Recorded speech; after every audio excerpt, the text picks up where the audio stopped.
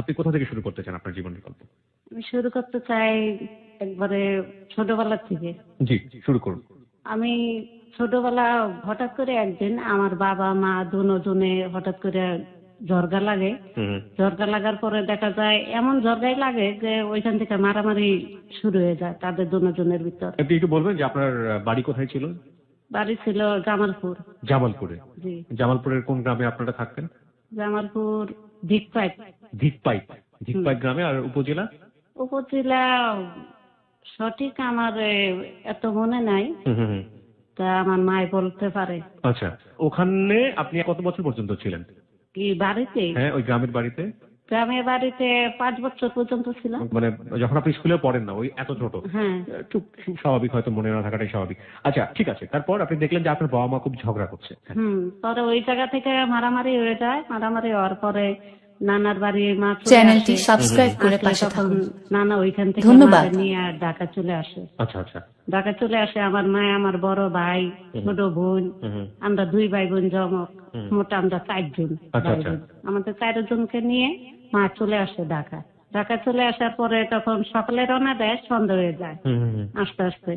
তখন আমাদের 2 ভাই বোন, বড় ভাই, এই 3 জনকে ইটারগাঁও স্টেশন আমাদের বসায় থুয়ে মায়ের পাশের বাড়ি যায় খাবার আনার জন্য।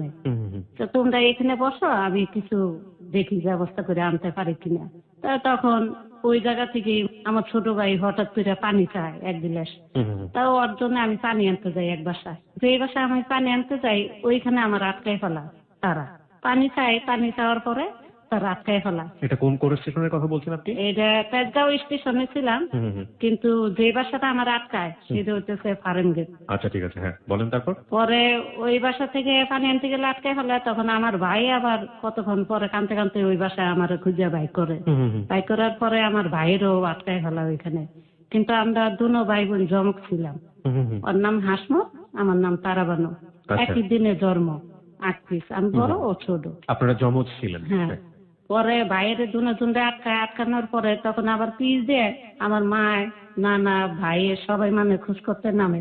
খোঁজ করতে নামলে দেখা যায় যে যে বাড়িটার ভিতরে আসে আর আমাদের ধরে রাখে, সে বাড়ির ভিতরে বড় একটা গেট থাকে। গেটের থেকে আমার মা, ভাই ওরা সবাই মানে লুকানো থাকে। কিসের জন্য দেখি হঠাৎ করে হইচই, কিসের জন্য হইচই করতেছে। পরে তাকাই দেখি যে বাইরে যে ফকির মিসকিন আছে, হঠাৎ করে ওদের ট্রাক ঘুরে সব ধরে নিয়ে যেতেছে। চ্যানেলটি সাবস্ক্রাইব করে পাশে থাকুন। ধরে নিয়ে যেতে পারে।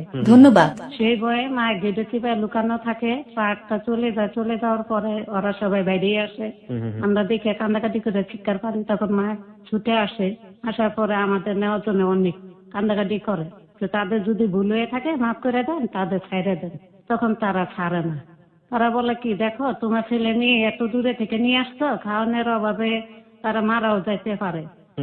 তাদের তো সুন্দর একটা ভবিষ্যৎ তোমরা দিতে পারবা না। তা তাদের আমরা লেখাপড়া শিখাবো, মানুষের মতন মানুষ করবো, সুন্দর একটা পোশাক দিব, আদর যত্নে রাখবো। তুমি নিয়ে কি করবে তাদের? তখন মায়ের তারপরেও মানে না।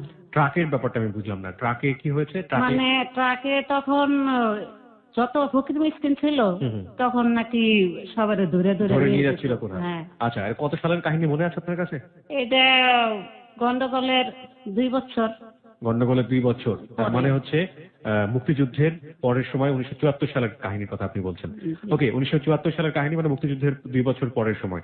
আমাকে একটু বলেন তো, যে বাড়িতে আপনারা ঢুকলেন সেই বাড়ির লোকজন, মানে সেই বাড়ির মালিকরাই কি আপনাদের দুজনকে আটকে দিয়েছে যে এদেরকে নিয়ে যাওয়ার দরকার নেই, এরা এখানেই থাকুক, এরা এখানেই আমরা এই মানুষ করবো নিজের সন্তানের মতন? যা তো তাদের ছেলে মেয়ে ছিল না, তা নিজের সন্তানের মতন মানুষ করার জন্য ছেলে মেয়ে ছিল না। আচ্ছা, একটা কোয়ার্টার নিয়ে তারা থাকতো ওইখানে। মায় তারপরে মানলো না। না মানার পরে মারে অনেক ভয় দেখানো হইলো যে দেখো, মায় বললো মধ্যে থেকে যে আমি কিন্তু থানায় যাই, তাইলে আমি বলবো যে আমার ছেলে মেয়েদের জোর জবরদস্তি আপনারা আটকাইতেছেন। তখন মারে বললো যে দেখো, তুমি যদি এখন যাই থানায় কেস করো, কোনো তোমার লাভ হইতো না। কিসের জন্য? আমাদের এই যে পরিচিত লোক, এই যে কিছুক্ষণ আগে ট্রাক ভরে মানুষ নিয়ে গেছে, এরা তো পুলিশেরই লোক। দেশ গ্রামে তো একটা কুয়া থাকে, তা এরাও এই ধরনের একটা কুয়ার মতন আছে, কুয়ার ভিতর গরম পানি, ওইখানে নিয়ে ফেলে নিয়ে তোমাদের সবাইটা নিয়ে কিন্তু ওইখানে ছাইড়া দিবে। তখন জীবনে উঠতে আসতে পারবে না, মরা ছাড়া কোনো উপায় থাকবে না। এরকম ভয় দেখাচ্ছে? হ্যাঁ, ভয় দেখানোর পরে তখন মায়ের বুবার মতন হয়ে যায়, আর কিছু বলতে পারে না। পরে ওইখান থেকে মায়ের চলে আসে আপনাদের রেখে? হ্যাঁ, চলে আসে। ওইখান থেকে আসার পরে চুপে চাপে আবার ডেইলি সন্ধ্যার সময় যায় দেখা করে।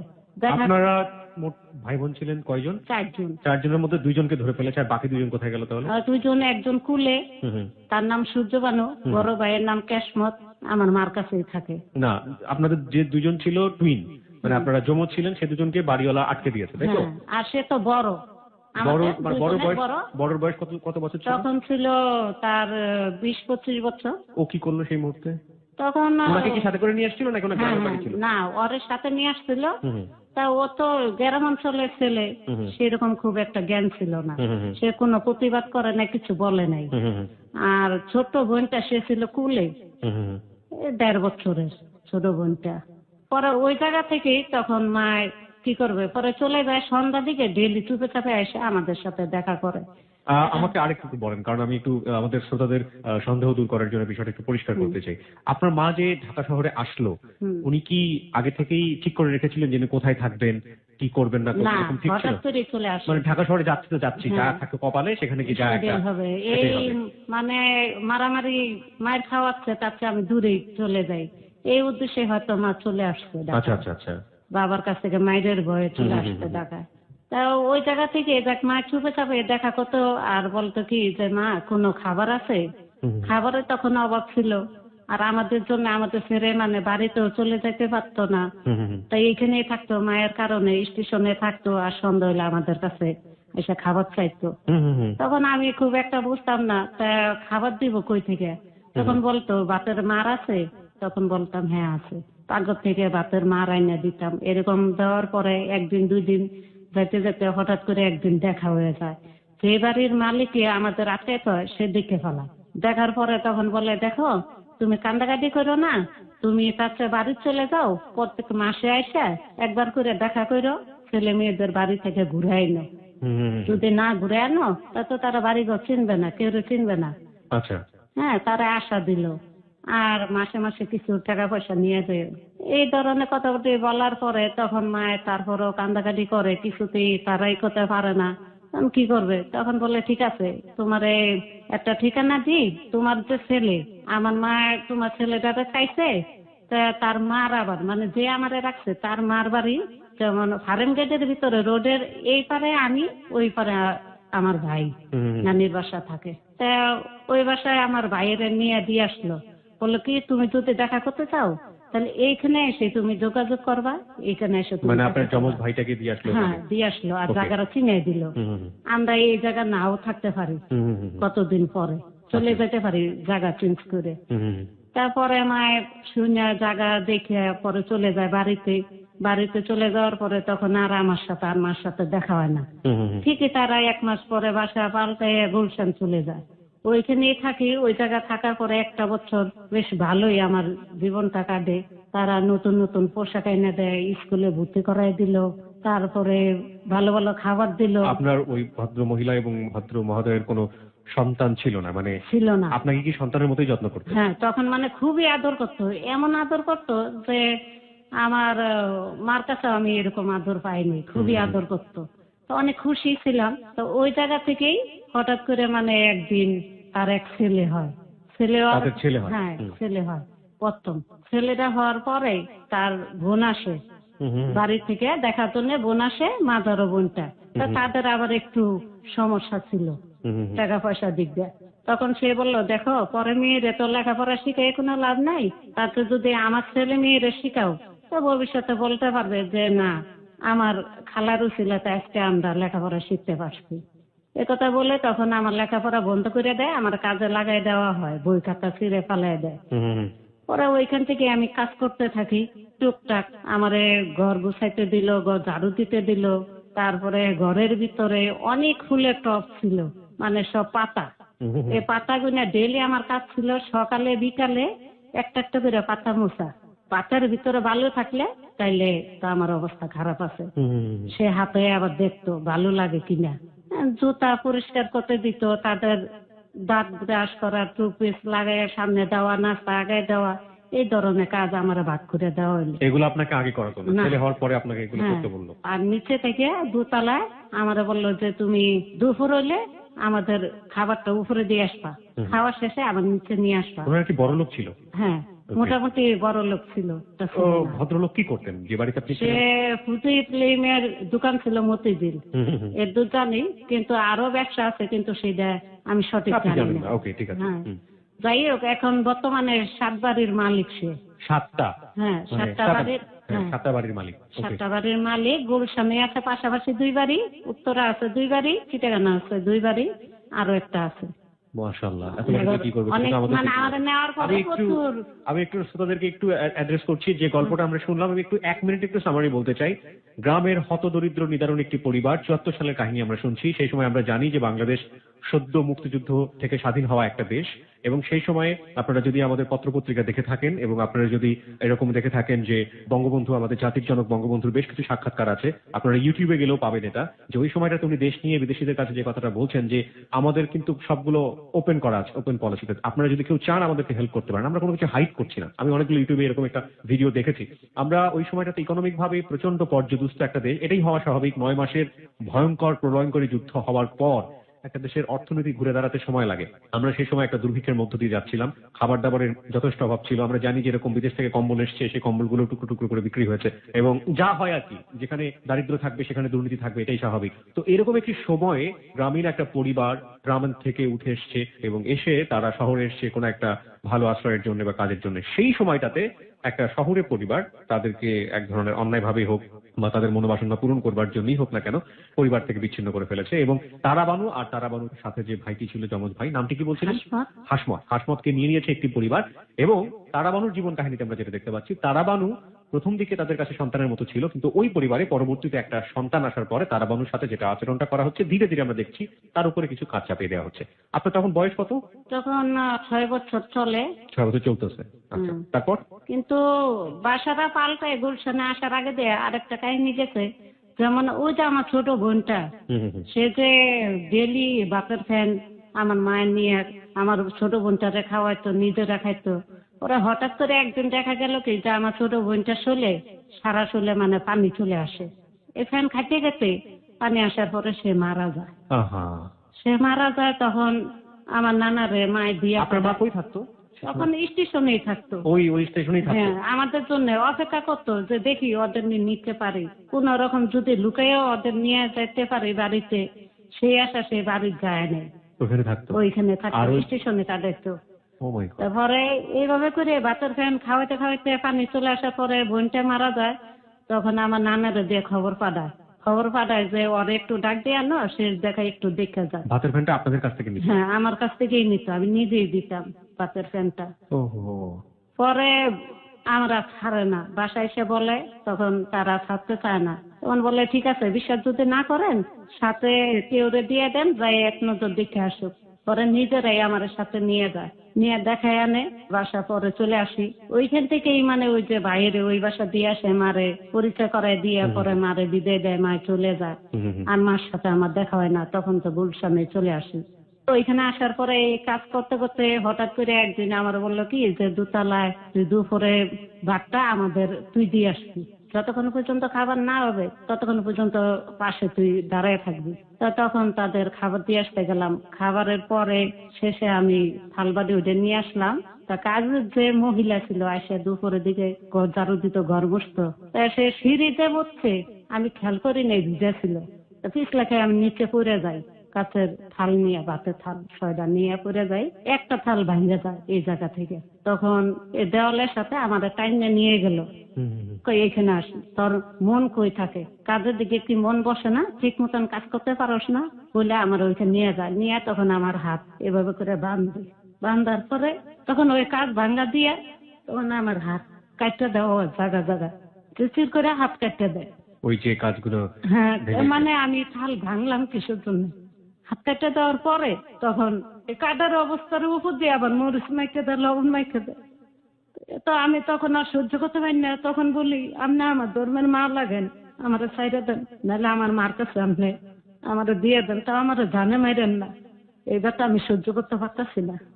পরে ওইখান থেকে পাশে তার ভাই থাকে, ভাই এসে তখন সুডায়, তারাই নিজের আমার তো আবার নিজের এই ওষুধ এনে লাগাই দিত। ওষুধ লাগাই দেয়, ওষুধ লাগানোর পর টুকটাক কাজ আমার করাইতো।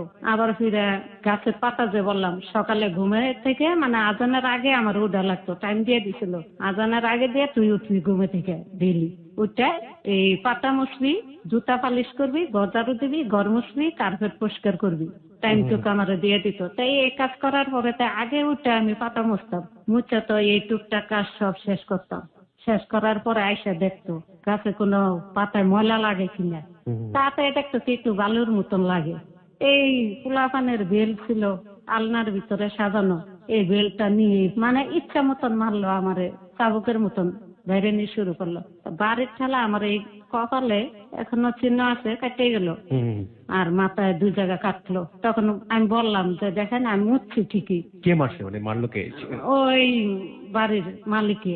মালিক মালিক মানে কি মহিলা, আমার পালক মা। পালক মা, হ্যাঁ, এটাই বলেন। সে মারলো। ওনার নাম কি ছিল মনে আছে? দেলোয়ারা। দিলওয়ারা? হ্যাঁ, দেলোয়ারা। আর ওনার হাজবেন্ডের নাম ছিল এমআর চৌধুরী। এমআই চৌধুরী? হ্যাঁ, এমআর চৌধুরী। সে এখন মারা গেছে, মৃত্যু। ওকে, ঠিক আছে। তারপর ওই পর্যায়ে হ্যাঁ কি হলো? পরে ওই জায়গা থেকে মানে আমি অনেক হাতে পায়ে ধরে বললাম যে দেখেন আমি কিন্তু মুছছি, বিশ্বাস করেন আমি পাতা মুছছি। তারপরেও যে কিসের জন্য ভালো ভালো লাগে সেটা আমি বুঝতে পারি না। তারপরে হে শুনলো না, না শোনাতে যাক মারধর করলো, সেদিন তো পার হইলি। আচ্ছা, তার মানে আপনি মোটামুটি আমরা এখন যেটা বুঝছি আপনাকে বাড়িতে কাজের মেয়ে হিসেবে ব্যবহার করছেন। ওকে, প্রিয় জি, যেটা বলছিলেন। পরের দিনে আবার আমার কাজ দেওয়া হইলো, বললো কি যে তুই কাপড় গুনে ইস্তারি করবি। আবার মানে কাজ কিছু বাড়াই দিল, কাপড় গুনে ইস্তারি করবি, আর ওই যে বাচ্চারা নিয়ে পার্কের থেকে একটু ঘুরে আনবি, একটা আসবি, টুকটাক কাজ করতে দিল। ডেইলি সকালে সে নানির বাসা চলে যেত, তার মার বাসা। আচ্ছা। তা আমাদের ওই জায়গা থেকেই ওই আমার ভাইয়ের সাথে দেখা হইতো, হাসমুদ্রের নাম, ওর সাথে দেখা হইতো। তা দুজনে কথাবার্তি বলতাম ওইখানে। ও আমারে বলতো যে দেখ তোর এত মারধর করে, আমারে তো মারে না, আমারে অনেক আদর করে, নানা নানি এরা সবাই আদর করে। তাতে ছেলে মেয়ে বড় হয়ে গেছে, ও ছোট, ঘরের ভিতর সবাই আদর করে। তা খুব আহ্লাদ হয়ে গেছিল, আর অতিরিক্ত আহ্লাদ হয়ে গেছিল। তাই আমি বললাম যাক তোর কপাল তো ভালো, আমার কপাল খারাপ, আমি কি করবো? তাহলে তুই পলায় যা। তো বললাম পলাই গেলে জায়গা চিনি না কিছু না, কই পলাই যাবো? ধরা খাইলে তো উপায় নেই, শেষ করে ফেলবো। ওরা কয় তাহলে কি করবি কর, আমারও তো করার কিছু নাই, তোরা যেটা বুদ্ধি দেওয়ার সে দিয়ে দিলাম। ও আমার ছোট হইলেও ও চালাক ছিল একটু বেশি। আচ্ছা। ওই জায়গা থেকে আবার আমার সন্ধ্যা হইলে নিয়ে আসে, আনার পরে আস্তে আস্তে এরকম করে মানে কাম কাজ করতে থাকি। একটা অন্যায় পাইলে দূরে মারধর করে। আবার সকালে ঘুমে থেকে উঠতে যদি দেরি হয়ে যেত তাইলে অন্য ভেল দিয়ে বাড়ি শুরু করতো। এমন করতে করতে আস্তে আস্তে যখন তার বাচ্চারা একটু বড় হয়ে গেছে, 6-7 বছর হয়ে গেছে, আমারও বয়স একটু 10 বছর মতন হয়ে আসছে। আপনার লেখাপড়া কি তখন চলছিল না বন্ধ করে দিয়েছেন? না না, আমার লেখাপড়া বন্ধ করে দিছে 1 বছর পরেই। 1 বছর পরে আপনার লেখাপড়া বন্ধ করে দিয়েছেন? সব বন্ধ করে দিছে। তারপর থেকেই এই 10 বছরের বয়সে থেকেই আমার জীবনটা কাটে বাথরুমের ভিতরে। বাথরুমের ভিতরে কাটে, যেমন সকালে ডেইলি সে তার মার বাসায় চলে যেত, যেখানেই যাইতো মানে আমার পায়খানার ভিতরে এই 1 কাপ ভাত, কদ্দুর তরকারি একটা প্লেটের ভিতর দিত, কিন্তু কোনো পানি দিত না। আর পাশে একটা চাউলের ড্রাম ছিল বড় সরানো, এই চাউলের ড্রামের উপরে 1 কেজি চাউল, 1 কেজি মসুরি ডাল এটি মিলে দিয়ে যেত। আর নিচে যে ফলটটা ছিল, ফলটের মানে পাকার ভিতরে পানি ঢেলে ধুয়ে যেত। এ ডাল তো কিসের জন্য, আমি যদি ফলতে বসে থাকি কি শুয়ে ঘুমাই, এই কারণে যেন না শুতে পারি না বসতে পারি, দাঁড়ায় থেকে এই চাউল ডাল মিক্সার করে দিয়ে যাইতো এর বাচ্চা আমার আলাদা করার জন্য। সারাদিন দাঁড়ায় থেকে আমি এই চাউল ডাল বাচ্চা আলাদা করি। আর পায়খানার ভিতর যে ভাত দিত, এ ভাত তো ওইখানে খাওয়া সম্ভব না। আমার ছোটবেলা থেকে একটু ঘিম বেশি, তা ভাত আমি খাইতাম না, ইয়েতে ফালাই দিতাম। পায়খানা বলতে আপনি বোঝাচ্ছেন যে টয়লেট? হ্যাঁ, যেখানের ভিতরে মানে তারা বাথরুমে যাওয়া আসা করতো সেই দিক। এটা কেন করতো? এটা করতো জানি এখন আস্তে আস্তে বড় হয়ে উঠছি, যদি মানুষের সাথে মিশি কথা বলি হয়তো তারা বুদ্ধি দিতে পারে পলায় যাওয়ার জন্য, কি পলায় চলেও যেতে পারি, কি চালাক হইতে পারি। এই কারণে কেউ সাথে মিশতে দিত না, কেউ সাথে কথা বলতে দিত না। যখন আপনার বয়স 10 বছর? হ্যাঁ, তখন থেকে। তাই এরকম করে মানে সকালে আটকে পেয়ে যেত, সন্ধ্যা হলে খুলে দিত। আপনি কি করতেন ওই সময়টাতে? ওই চাউল ডাল বাচ্চা আলাদা করা লাগতো, আর যখন সন্ধ্যা হয়ে যেত তখন প্রচুর আমার ভয় লাগতো, এত কারেন্ট থাকতো না, ওই যে বাতি অফ করা, ভয়ে কাঁপাইতে থাকতাম, মানে এই ভয়ে ভয়ে হয়ে গেছি, যে আমি ভীতু হয়ে গেছি। আজকে যে গল্পটা আমরা শুনছি এটা মঙ্গল গ্রহের গল্প না, এটা পৃথিবীর গল্প এবং বাংলাদেশের ঢাকা শহরের কোন একটি বাড়ির গল্প। এই গল্পটাকে অবিশ্বাস করার যাদের করতে ইচ্ছে করছে তাদেরকে আমি বলবো যে লাস্ট 2 বছরের একটা পরিসংখ্যান নেন যে কাজের মেয়েদের উপরে গৃহকর্তা বা গৃহকর্ত্রী যারা আছে তারা কি ধরনের অমানসিক নির্যাতন করে। কখনো কখনো আমরা তারা পেয়েছি তারা বিশ্ববিদ্যালয়ের শিক্ষক পর্যন্ত, এমনও পেয়েছি যে গায়ের চামড়া তুলে ফেলেছে। আমরা এমনও পেয়েছি মুমূর্ষু অবস্থায় মানবাধিকার সংগঠনগুলো তাদেরকে নিয়ে দৌড়দৌড়ি করছে। আমরা এরকম খবরও পত্র পত্রিকায় দেখেছি। আজকে একজন তারাবানু এখানে এসেছেন, আমরা ধরতে পারি she is the representative of this group, এবং তার জীবনের যে বর্ণনাটা তার সাথে কি আচরণ করা হয়েছে সেটা তুলে ধরছে। শুনুন, একটু মনোযোগ দিয়ে শোনার চেষ্টা করি। তারপর কি করলো? তারপরে ওই জায়গা থেকে যাক এরকম করে কয়েকদিন বেশ কাটা গেল। আর যেদিন বাসা থাকতো, শুক্রবার দিন বাসা থাকতো, মেহমান আসতো দেখে বাসা থাকতো। তাই একদিন হঠাৎ করে যে বাসা ছিলাম তার যে ছেলে, সে তো এখন আমার বর্তমানে ভাই লাগে। তাই সে ভাইয়া বললো কি যে দেখ তুই তো শুধু ঘরের কাজই করস, তো রান্নার কোনো কাজ কি তো শিখবি না, পরের বাড়ি গেলে রান্নবি কেমনে, তো কিছু কিছু রান্নাও শিখিস। তো তখন বললাম যে মায় দেখলে যদি দুইটা মারে, আমি তো ভয় লাগে মারে দেখলে। দেখবে না, সে তো অনেকক্ষণ লাগায় ঘুমায়, সকাল 10টা 11টা পর্যন্ত ঘুমায়, তুই এই সুযোগে কিছু কিছু কিভাবে করে রান্না বাড়া করে তুই একটু দেখবি। যেদিন বললো পরের দিন যাই আমি রূপচন্দা শুটকি ভুনা করলাম আর ডাল রান্নলাম। রান্নার পরে তখন আমার পালক বাবা খুব ভালো ছিল, ভাইয়েরাও ভালো ছিল, তো ওরা আবার চোখ টিপি দিয়ে বললো যে পরের দিন আবার একটু করবি। তো পরের দিন যখন রাঁধতে যাই, ডালটা যখন বাগার দিই তখন দেখে ফেলা ওই আমার মায়। দেখার পরে তখন আমি আর বুঝতে পারি না, তার পাশে এই ফুটানো তেল ছিল, পুরি ভাজা তেল ছিল, কড়াইটা বসানো ছিল চুলার ভিতরে। তো তেলটা আরো গরম করলো, যে দূরে ঠান্ডা ছিল আরো গরম করলো। গরম করে এখন আমি বুঝতে পারি না যে কিসের জন্য গরম করতেছে। এই তেলটা আইনা বাস আমার শুলে ঢেলে দিল। ঢেলে দেওয়ার পরে তখন আমি একটা চিৎকার দিয়ে মানে বাথরুমের ভিতরে আমি ঢুকে যাই, গোসলখানার ভিতরে। গোসলখানার আবার বেসিন ছিল, বেসিনের সাথে আয়না ফিট করা। তখন আয়নাতে দেখতে পাই যে একটা মুরগি যেরকম গরম পানির ভিতরে চুবানোর পরে সাদা হয়ে যায়, ঠিক সেরকম আমার পুরা শরীরে চামড়া সাদা হয়ে গেছে। পরে ওইখান থেকে ওই পালক বাবা সে অনেক রাগারাগি করে, রাগারাগির পরে উল্টা খালুর সাথে আবার রাগারাগি করে, দেখো তুমি বেশি কথা বলবা না, ওর জন্য এত দরদ কিসের জন্য, তুমি তো বুঝলা না। এই মেয়েটার কারণে কিন্তু আস্তে আস্তে আজকে আমাদের সংসারটা অনেক উপরে উঠছে। আগে আমার কিছুই ছিল না, আজকে পোলাপানের মুখ আল্লাহ পাক দেখাইছে, ব্যবসা বাণিজ্য ভালো হয়েছে, বাড়ি ঘরের মালিক হয়েছে, আজকে অনেক উন্নতি হয়েছে। এমন করাচ্ছে যার সন্তান তার বুকে ফিরে দাও, তাও কষ্ট দিয়ে না, তুমি একটা কথা বলবা না। তাই এরকম করে দেখে আমার ছাদের উপর নিয়ে রেখে দেয়, সেই পর্যন্ত গাউডা না টানে ছাদে থাকি। ওইখান থেকে আবার গাউডা শুয়ে গেলে আবার নিচে নামে আনে, আবার কাম কাজ করি। করতে করতে একদিন হঠাৎ করে তারা এই মার বাসা যায়, আবার গেলে তখন আবার আমারে নিয়ে যায়। নিয়ে গেলে ভাইয়ের সাথে আবার দেখা করি। মায়ও সেদিন কি মনে করে যেন মায় আসে, এরকম যেরকম এই জায়গাটা আমার মায়, ওই জায়গা আমি দূরে থেকে বসায় দেখাইতেছে। তাই আমি মার সামনে যাই কথা বলছি। তা কথা বললাম কিসের জন্য, এটার জন্য হাতে বড় বড় চারি ছিল। এই চারি দিয়ে মায় চলে যাওয়ার পরে মার সাথে কিসের জন্য কথা বললাম, কিসের কথা বললাম, এই কারণে দূরে থেকে তোরা দেখা করতে বলছি, কাছে গেলি কিসের জন্য, এই ধরনের প্রশ্ন করে আমারে মার শুরু করছে। মুখের ভিতরে খানসি মারে, ভিতরে মাংস শুদ্ধে উঠতে চলে আসে, এমন খানসি মারে, গলার ভিতরে খানসি মারে। মানে আমি জ্বালা যন্ত্রণা মনে হয় যে রাক্ষস একটা যেমন খানসাইলে যেমন পাগল ছিল নাকি? না, ভালোই, কিন্তু এমন মায়ের মাসতে আমার সারা মুখ গলা চিহ্ন, অনেক চিহ্ন ছিল। এখন আস্তে আস্তে কিছু মিশে গেছে। তারপরে ওই জায়গা থেকে এই অবস্থায় বাসা আবার নিয়ে যায়, রাইতে রাইতে নিয়ে গেলে কাম কাজ করাইয়া রাত অনেক রাত হয়ে যায়। রাত হয়ে গেলে পা টিপতে দেয়, পা টিপতে টিপতে মানে হঠাৎ করে ঘুমাই পড়ি। তো ঘুমাই গেলে খাটে থেকে লাথি মেরে নিচে ফেলায় দেয়, আবার তুলে এসে পা টিপ, তখন আবার এই পা টিপি, এই পা টিপতে টিপতে আবারও ঘুমায় যায়। এই অবস্থা মাইর দূর করে। যখন রাত 2টা কি 1টা বাজে যায় তখন বলে কি যাই শুই। শোয়ার পরে পরের দিন চাচা লন্ডন থাকে, লন্ডন থেকে তার পরিবারও আছে, তার চাচা আসে বেড়াইতে। তা তার চাচা হইলে আমার তো নানা লাগে, তার নানা বলে ডাকি। তাই সে পানি খা, তার কাছে পানি দিয়ে আসতে যায়। পানি দিয়ে আসতে গেলে আমার হাতে ধরে বলে কি, তোরে যদি রাতে ডাক দিই তুই শুনবি আমার কথা? আমি বললাম কিসের জন্য রাত করে আপনি আমার ডাক দিবেন কিসের জন্য? দরকার আছে। তারপরে আমি বলছি ঠিক আছে শুনবো বলে ওইখান থেকে ছুটে এসে তো কাম কাজ শেষে পরে শুই।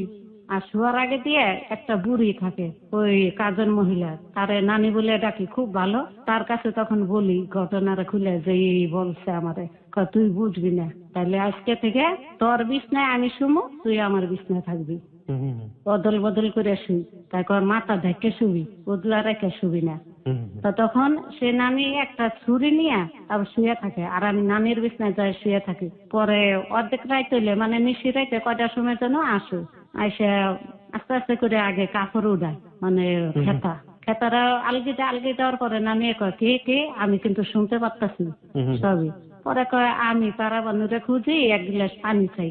তখন নানি আবার রাগারাগি করছে, ওরে ও তুই পানি খাওয়ার জন্য আসতো, তুই কিসের জন্য আসছিস আমি কি বুঝি না, তুই কি বাঁচছস, তুমি একটা মেয়ে, এটারে তোর আর কত শাস্তি দিবি, কত আজাদ দিবি, আর মেয়েটা একটু সিয়ানা হয়ে উঠছে, আর আবার মেয়েটার পিছে বাঁচছস না, দাঁড়া এই ছুরি দিয়ে তোর নারী বুড়ি সব ভাই করে পরে জেল কাটমু, দরকার পড়লে তোর মেয়েটার জীবন নষ্ট করতে দিব না।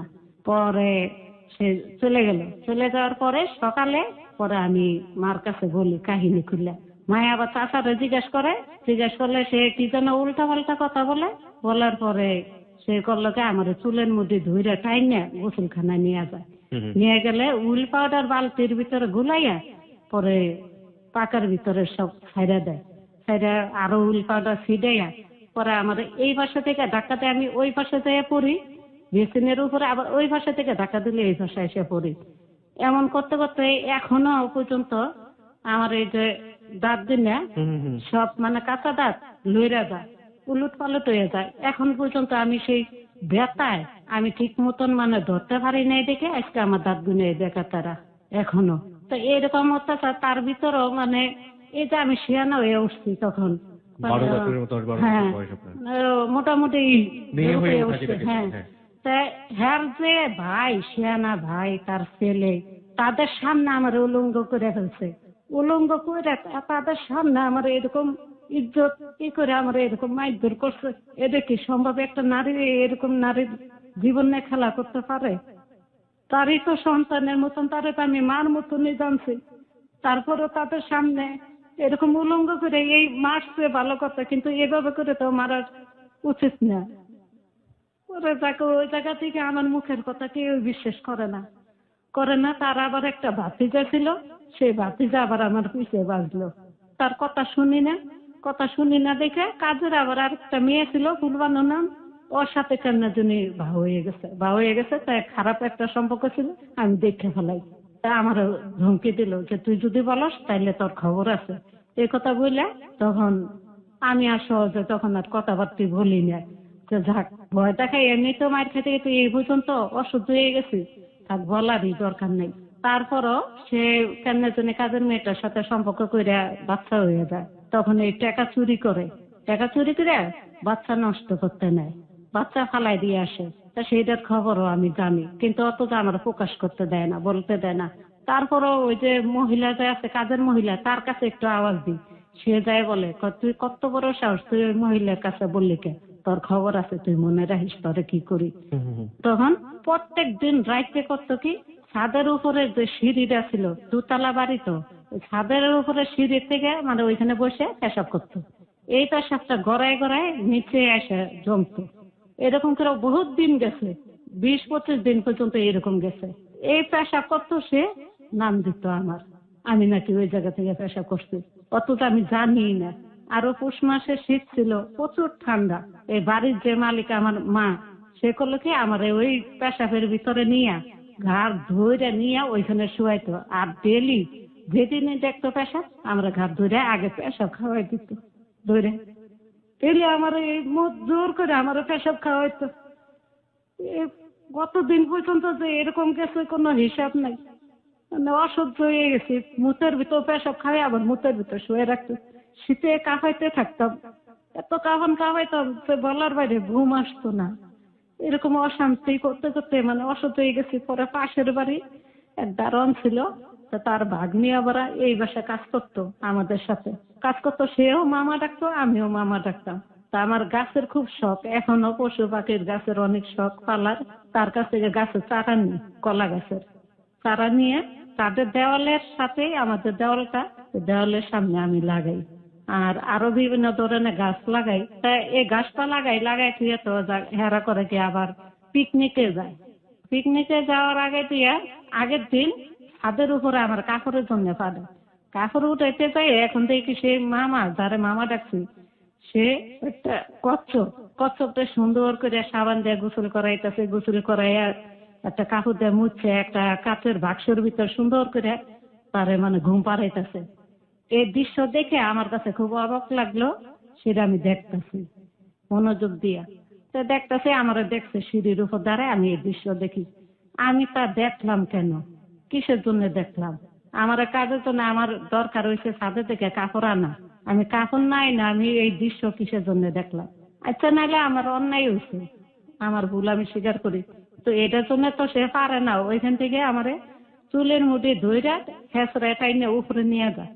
উপরে নিয়ে ছাদের যে কিনার থেকে আমার নিচে ফেলাই দেয়।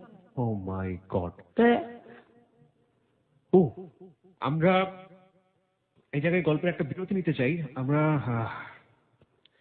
আমি মানে খেয়ে হারিয়ে ফেলছি খানিকটা খেয়ে ফেলছি ঠিক বলবো না, আমি আসলে পুরোটাই খেয়ে হারিয়ে ফেলছি। এটা একটা মানুষ হয়ে একটা মানুষের সাথে এরকম আচরণ করতে পারে।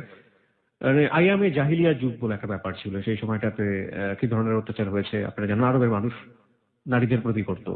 একজন নারী, একজন মা হিসেবে একটা বছর মানুষটাকে মানুষ করেছে। যখন তার গর্ভে সন্তান চলে এসছে, সন্তান আসার পরবর্তীতে যাকে সে সন্তান হিসেবে জীবনে এক বছর দেখেছে, সেই মানুষটার প্রতি তার কি অসম্ভব। এর চেয়ে তো মানে একবারে একটা মানুষকে মেরে ফেলাটাও মনে হয় অনেক সহজ, তাই না? ভয়াবহ। এই গল্পটার শেষটা কোথায় আপনারা কেউ চিন্তাও করতে পারবেন না যে গল্পটা এখন কোন জায়গাটায় দাঁড়িয়ে আছে। আমরা আজকের গল্প থেকে কোন লেসনটা পাবো সেটা একবারে শেষ পর্যন্ত শুনতে হবে আপনাকে। ইনফ্যাক্ট আমার মনে হয় যে এই 35 থেকে 36 মিনিট শুনে আমরা অনেক বড় একটা লেসন পেয়েও গিয়েছি।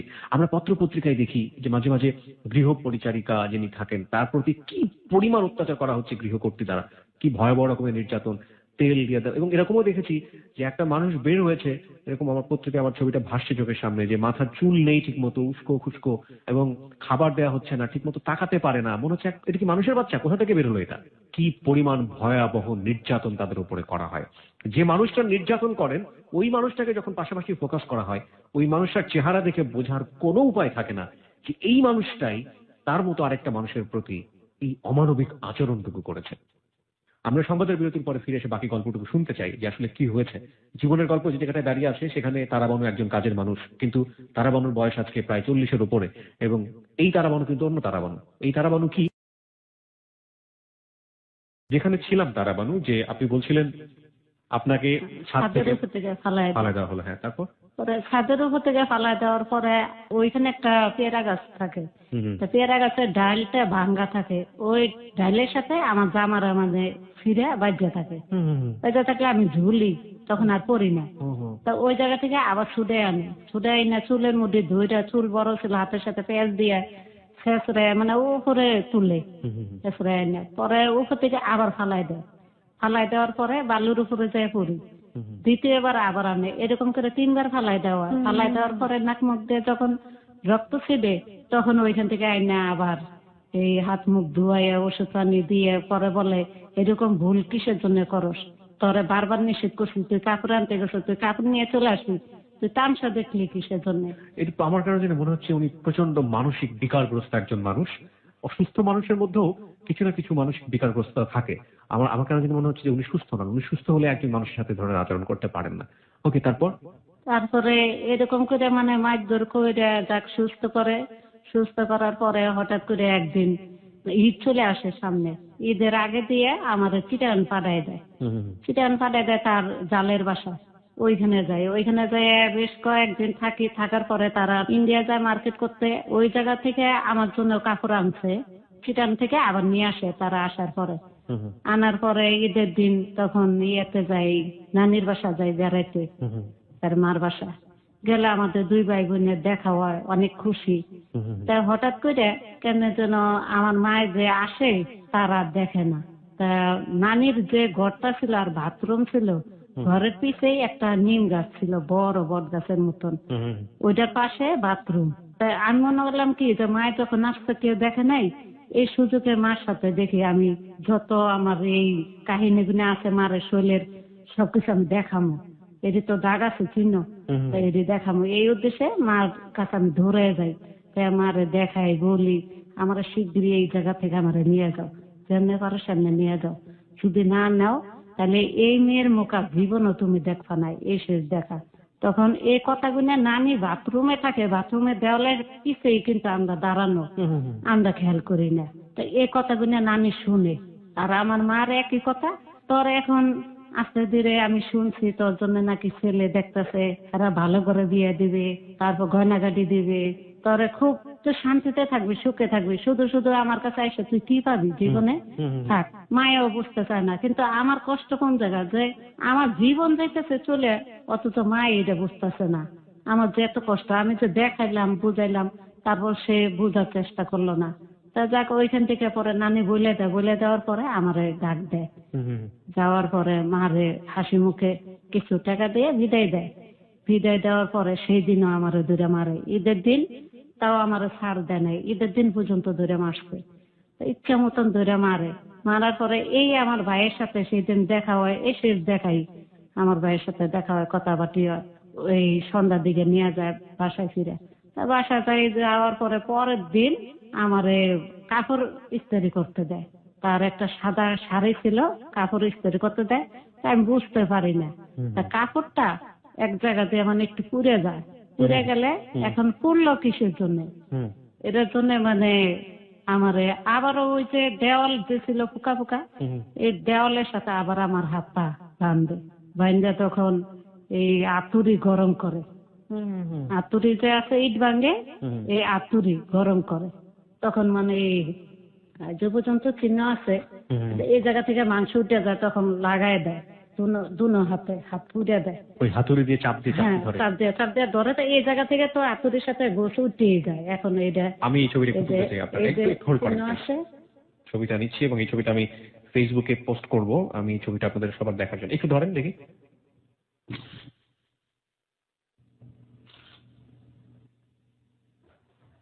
বলেন। আতুরি দিয়ে হাত পা করে পুড়ে দেয়। পুড়ে দেওয়ার পরে ওইখান থেকে ও চিৎকার ফাক্কার করি, অনেক কি করি। তা যাক, তখন আর কেউ আমার ছাড়াইতে আসে না, তারা সহ্য করতে পারে না, সরে জায়গা। তারপরে আর ইচ্ছে মতন সে আমার মানে মারধর করে পরে ছাড়ে। মারার পরে আমি একবারে অসহ্য হয়ে তখন ছাদে চলে যাই, ছাদে যাই ইন্দুর মারার ওষুধ খাই। তাই ইন্দুর মারার ওষুধ খাই, খাওয়ার পরেও কিন্তু আমার কিছু হয় না, হয়তো ওইটার ঢাকটা চলে যায়, যার জন্য আমার কিছু হয় না। পরে কারেন্টে আবার সাথে খেয়ে মরতে যাই, যে এই জীবনে আমি রাখবো না, কিছু জন্য এত অত্যাচার আর আমার সহ্য হইতেছে না, অসহ্য হয়ে গেছে। ঠিক মতন খাবার পাইতাম না, একটা কাপ, একটা 4 কাপের 1 কাপ আমার ভাত দেওয়া হইতো, কোনোদিন আমার পেট ভরে কয়টা ভাত খাইতে দেয় নাই, কোনোদিন এর দুর্বল হয়েছে, কোনোদিন আমার শান্তি মতন থাকতে দেয় নাই। এত অশান্তির ভিতরে কাটছি। 2-3 দিন পরে তারা পিকনিকে গেল, ওই জায়গা থেকেই সে করে ওই ফ্ল্যাক্স আছে না, চার ফ্ল্যাক্স, যে এই ফ্ল্যাক্সের ভিতর করে তারা চা নিয়ে যায়, বইরা নিয়ে যাওয়ার পরে তা আমার কাছে ওইখান থেকে আসার পরে আমার ধুইতে দেয়। আমি কখনো ধুই নেই, এই প্রথম জীবনে প্রথম ধুই ফ্ল্যাক্স। সেদিন ধোয়ার পরে ওইটা সাবানটা হচ্ছে ধুই, ধোয়ার পর নিচে দেখি কি কালো কেমন যেন একটা দাগ দেখা যায়। তাই মনে করছে কি যেন এদের ভিতরে, এত ধোয়া ধুইলাম তাই এটা পরিষ্কার হইলো না, মনে হয় কিছু বাজে রয়েছে, একটু আস্তে করে টাক দিছি। একটু সবাইকে বলি, আপনারা যদি আপনাদের বাসায় ফ্ল্যাক্স থেকে থাকে, এটা আপনারা খুব ভালো করে লক্ষ্য করলে দেখবেন যে ফ্ল্যাক্সের ভিতরে খুব ছোট্ট একটা এরকম ফোঁটা দেখা যায়। বেসিক্যালি সাইন্টিফিক্যালি এই ফোঁটাটা হচ্ছে যাতে, আমি যতদূর জানি যে তাপমাত্রা বা টেম্পারেচারটা কন্ট্রোল করা বা ধীরে ধীরে কমে যাওয়ার একটা ব্যাপার রয়েছে। আমাদের একটা ফ্ল্যাক্স ছিল, এটা আমার ওনার কথা শুনে আসলে মনে পড়লো, বড় একটা ফ্ল্যাক্স, এবং সেখানেও ঠিক খুব ভালো করে লক্ষ্য করলে আমি ওই ধরনের একটা ফোঁটা দেখতে পেতাম। জানি না বর্তমান ফ্ল্যাক্স গুলোতে কি আছে। আমি ফাঁকে সবাইকে বলছি, আপনারা সবাই শুনছেন হ্যালো 8920 এবিসি রেডিও FM 89.2। হ্যাঁ, তারপরে ওই ফ্ল্যাক্সটা আমি ধুইতে যাই, একটা ছোট্ট মানে আস্তে করে টাক দিই, টাক দেওয়ার পরে কাজ গুনিয়া ভেঙে যায়, ভেঙে যাওয়ার পরে আমি বুঝতে পারি না, তখন তো খুব ভয় পেয়ে যায়। ভয় পেয়ে গেলেও করার কিছু নাই। তারপরে আবার এই পাপুজ বাইরানো পিতলের একটা লাডি ছিল, তখন আমার ইচ্ছে মতন এই লাডিটা দিয়ে মানে মারে। এমন মারধর করে, মারতে মারতে জায়গা জায়গায় হাত পা সব ফুলে যায়। ধীরে ধীরে মানে তখন উপযুক্ত হয়ে আসছি, 12-14 বছরে, মানে এরকম অনুমান, হয়তো এত বেশি হইতে পারে বয়স। তো তার বোনের বিয়ের প্রস্তাব আসে, নাম হয়েছে লাখি, তার গায়ের রং শ্যামলা। তো তার জন্য বিয়ের প্রস্তাব আসতো, তারা সবাই মানে দেখার জন্য আসতো। আসলে আমারে আবার সামনে নিয়ে যেত চা নাস্তা দেওয়ার জন্য। আমি যখনই চা নাস্তা দিতে যাইতাম, অথচ তারা বলতো কি যে আমরা এখন জানাবো না খবর, পরবর্তীতে আমরা জানাবো, তো বলে চলে যেত। তো বাসা থেকে খবর দিত যে তার বোনেরা না পছন্দ করে আমারে করছে, তা সেই দোষ তো আর আমার না। এটার জন্য আমার আবার একটু মায়ের খাওয়া লাগতো। তখন এই মাথা চুল কাটতে সারা মুখে কালির মতন মাইকে পরে আমারে রাখতো তারা। এই অবস্থা করতো, ছাদে খুব একটা উঠতে দিত না, কেউ সামনে যাইতে দিত না। অনেক বিয়ার প্রস্তাব আসছিল খুব ভালো ভালো জায়গা থেকেই, অনেক ভালো ভালো ঘরে থেকে আসছিল, কিন্তু তাদের একই কথা যে মায়েরা কুচি কুচি করে নদীর ভাষায় দিব, তাও আরে বিয়ে দিয়ে আমি টাকা নষ্ট করবো নাকি, তার কথা ছিল এইটা। যখন নাকি আমার বাবা প্রশ্ন করতো তখন এই কথাটা উত্তর দিত। এরকম করতে করতে আবার একদিন নানির বাড়ি যাই তাদের সাথে, যে আমার ভাইয়ের দেখতে মনে চাইছে, আপনি একটু আমার ভাইয়ের দেখে আনবেন। তখন নিয়ে যায়, যাই দেখি কি আমার ভাই নাই। ব্যাপার কি, ও গেল কই? এই জায়গা থেকেই মানে আমার ভাই নিখোঁজ, আর আমার ভাইয়ের আমি পাই না। তখন জিজ্ঞাস করি, বলে কি যে দেখো তোমার ভাইয়ের তো আরো একবার এরকম কাহিনী হয়েছে, সেটা আমিও জানি যে এটা সত্যি। পরে মানে আরেকবার 7 বছরের সময় যখন আজও মানে মুসলমানি করানোর জন্য ও প্রচুর ভয় পাইতো, ওইখান থেকে পলাই চলে গেছিল, ওটা ধরে আনা হয়েছে, আজম চলে গেছে। পরে আবার টিকা দিলেও অনেক ভয় পাইতো, এমন অবস্থা ছিল ওর। আর অনেক আদর যত্নে বড় হয়েছে, তো পাগলামি করতো বেশিও, মন ইচ্ছা মতন চলতো। পরে জিজ্ঞেস করলাম কাকে আজকে দেখে কি কাহিনী, ও দিন দিন বড় হয়ে যাইতেছে, আর কি মুসলমানি করানো এখন দরকার না, পরবর্তীতে বুড়ো হয়ে গেলে করা মত নাকি, এটা নানি বললো। তা বলার পরে বললাম যে হ্যাঁ এটা তো ঠিকই। দেখ তোর ভাইরে ভাত দিছি, ঘরের ভিতরে ভাত থুইয়া পিছের দরজা খুলে ও কইদিন চলে গেছে, তারপর থেকে নিখোঁজ, আর কোনো খোঁজ খবর নাই। আমি সত্যি না আমি এক উপরে আল্লাহ পাক ভালো জানে। তারপরের দিন মানে আমি ঠিক করি যে এখন তো আর আমার থাকা সম্ভব না, এখন আমিও নিজের জীবন নিয়ে নিজে দেখি এখান থেকে বাঁচতে পারি কিনা। তখন দেখি ওই যে কলা গাছের চারা মামার কাছে কাইনে যে লাগাইছিলাম দেওয়ালের পাশে, পরবর্তীতে মানে ঘরে যত তালা চাবি আছে সব ঘর কিন্তু রাত হইলে তালা মেরা ধুইয়া চাবি আমার পালকমা বালিশের নিচে নিয়ে ঘুমা। কিন্তু সেদিন আল্লাহর এই হয়তো নীলা খেলা, ঘরের যে দরজা মেন দরজা তালা মারে সেটাই খোলা রয়ে গেছে, আর চাবিও তার সুকেশের উপরে রয়ে গেছে, যে কোনো মানুষ আনতে পারবে। তাই আমি কোন রকম জীবনটা বাঁচে ওইখান থেকে পরে চলে আসি ওই পাশের বাড়ি দারোয়ানের কাছে। দারোয়ানের কাছে আইসা তখন বলি, মামা আমার জীবন বাঁচান, আপনি তো সবই দেখছেন সবই জানেন। হ্যাঁ মা, তুই যখন আসছস ভালো করছস। তখন আমারে তাড়াতে করে বিদেশি হাউস চতুর কিনে দিয়ে সব আমেরিকার হাউস, বাঙালি হাউস ছিল অনেক দূরে দূরে, ফারাকে একটা করে।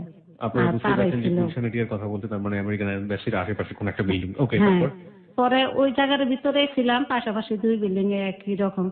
তা ওই বিল্ডিং এ ছিলাম, ওই জায়গা থেকে যখন দেওয়াল পার হয়ে আমি চলে আসি, আয়ার যে ঘর ছিল বিদেশি হাউসে চাকরি করতো, কিন্তু যার কাছে আসলে এই মামায় বিদেশ হাউসে চাকরি করতো, তা আয়া ছিল, আয়ার ঘর ছিল একটা। এই ঘরের তালারা এমন সিস্টেমে ছিল যে চাবিটা খোলা যেত না, কিন্তু এরকম কেমন একটা কাঠের মতন সিস্টেম, ওইটা দিয়ে ছোঁয়া দিলে তালা খুলে যেত, কিন্তু ঘুরায় খুলতে হইতো না। তখন সে আয়াও দেখছে অনেকদিন এরকম মারধর করে, সেও সহ্য করতে পারে নাই।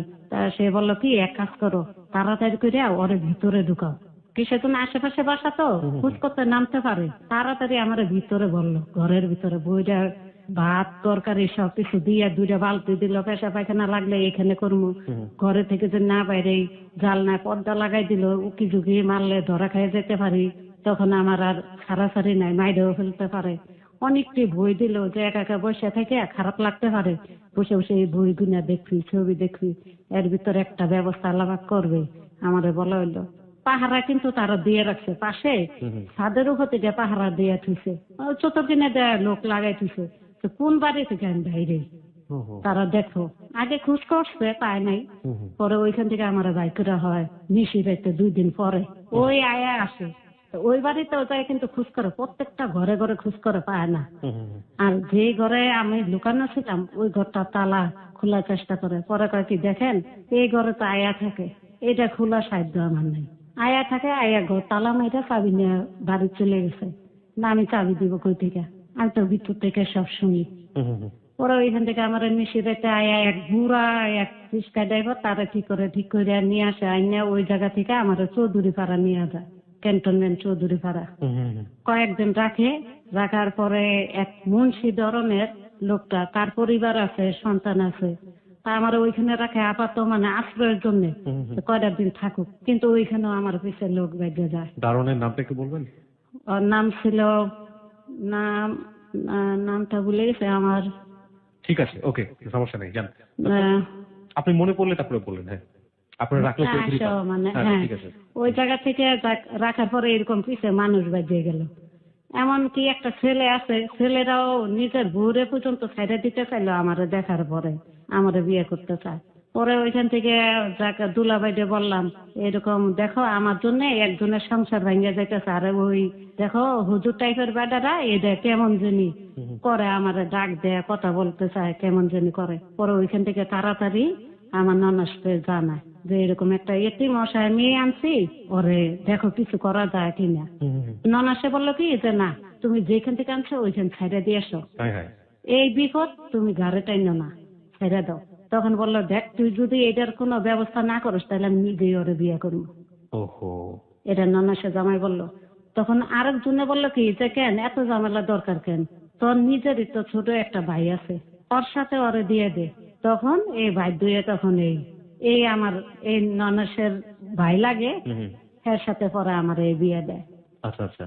বিয়ে দেওয়ার পরে তখন মানে স্বামী কি জিনিস সেটা আমি বুঝতাম না, কিসের জন্য কেউ সাথে কোনোদিন কথা বলতে দেয় নাই, মিশতে দেয় নাই, কিছু না। তখন আমার ননাসে যে ঘরে থাকতো সেই ঘর ছাইটা পাশের ঘরে ননাসেরে গেল, আমার ঘরে দিল। তারপর আমি চিৎকার দিয়ে বেরিয়ে গেছি। আর বাড়ির মানুষজন ভাড়াটের আছে, এরা সব দৌড়ে আসছে, কি হয়েছে আমাকে দেন না, ঘরের ভিতরে একটা বেডা এসে ঢুকছে, এরকম উঁচা লম্বা একটা কালো বেডা এসে ঢুকছে। ঘরে ঢুকছে তো কি হয়েছে, আর অনেক বুঝায়, দেখতেছে যে আমি কাঁপাতে পড়ে গেছি ভয়ে। পরে সবাই বুঝাইলো যে হ্যাঁ কাকি ও তো এখনো সেই রকম একটা জ্ঞান বুদ্ধি হয় নাই, আর অনেক বিপদের ভিতরে ছিল, কোনোদিন এইসব কিছু দেখে নাই, যাক ওর একটু সময় দে।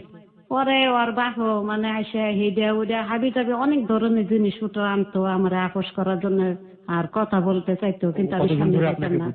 কতদিন ধরে? মানে 1 বছর। 1 বছর আপনাদের মধ্যে কোনো ধরনের কোনো সম্পর্ক কিছু? মানে 1 বছরের ভিতরে কোনো সম্পর্ক নাই। সে অনেক বুঝাইছে যে আমি কি ভাগ না বাড়লো। I want to salute this man. I really want to salute this man. আপনার হাজবেন্ড লেখাপড়া করছে কত পর্যন্ত? না, সে লেখাপড়া করে নাই সেরকম। ও মাই গড। আমি একটু তুলনা করতে চাই যে এরাও মানুষ, আর সমাজের উচ্চতলায় যে ভদ্র মহিলাটি ছিলেন যিনি তাকে অত্যাচার করলেন, উনি হাসতে হাসতে বলছেন ওনার কাছে এটা কোনো ব্যাপার না। বাট আপনি আপনার জায়গা থেকে একটু রিয়েলাইজ করুন তো যে একজন ভদ্রলোক, উনি এই মানুষটাকে চেনেন, আপনাকে তো দেখা হয়নি তাকে কোনোদিন, বিয়ে করে ফেললেন সামাজিক দায়বদ্ধতা থেকে, এবং বিয়ে করার পর উনি জানেন যে আলটিমেটলি ও এখনো মেয়ে হয়নি সেই অর্থে, কিংবা মেয়ে হয়ে থাকলেও ওকে এই অবস্থায় নেওয়াটা ঠিক হবে না। 1টা বছর সময় দিয়েছে ভদ্রমহিলার প্রতি। 1 বছর পরে সে সহ্য করতে পারে নাই। 1 বছর পরে সহ্য করতে পারে নাই, সে চুপে চাপে মানে ও সিরিফুল একটা মেয়েরে বিয়ে করে। সে কথাটা মানে আমারে তো বিয়ে দেয় আমার ননাসের জামাইটা, ননাসেরা, কিন্তু সেইটা করে সে নিজের ইচ্ছা তা করে, সেটা আমি জানতে পারি না, আর আমার ননাসেরাও জানে না। এরকম আপনার কাছে সে গোপন করে? হ্যাঁ গোপন করে। ওইখানে কিন্তু সবই নিয়ে যায় আমার সামনে দিয়ে, সবই নিয়ে যায়, আমি দেখি।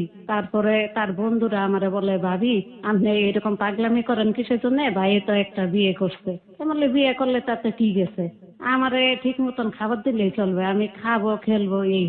আমি মানে ওই লুডো খেলারা, ক্যারাম বোর্ড খেলা এটি খুব পছন্দ করতাম, কুতকুত খেলা। তাই বলতাম কি আমি খেলবো আর খাবো। আমার আর কোনো কাজ নাই, এইটাই আমার জন্য যথেষ্ট। তা বুঝতাম না স্বামী কি মানে জিনিস আপনার কাছে কি। ওটা খারাপ লাগতো না, না? কোনো কিছু লাগতো না। আমার সামনে তো জিনিস নিয়ে যেত, এটা ওটা অনেক কিছু আপনি নিত, কোনো হিংসা কিচ্ছু টিংসা না, কিচ্ছু feel করতেন না? কিচ্ছু আমি বুঝতাম না। ওকে। তাই এরকম করতে করতে পরে একদিন জোর করে আমাদের আলাদা আরেকটা ঘর নেয়, নিয়ে ননাসে জামাই বড়টা একটু শয়তান টাইপের ছিল, অনেক ফাজলামি করতো আমার সাথে। ওরা দুইজনে মিলে, স্বামী স্ত্রী দুইজনে মিলে বুদ্ধি করে আমাদের ঘরের ভিতর নিয়ে যায়। টেবিলের ভিতরে বিভিন্ন ধরনের আইটেমের জিনিস সাজায় রেখে আমার বলে, দেখতো এটি কি তোর পছন্দ হয় কিনা।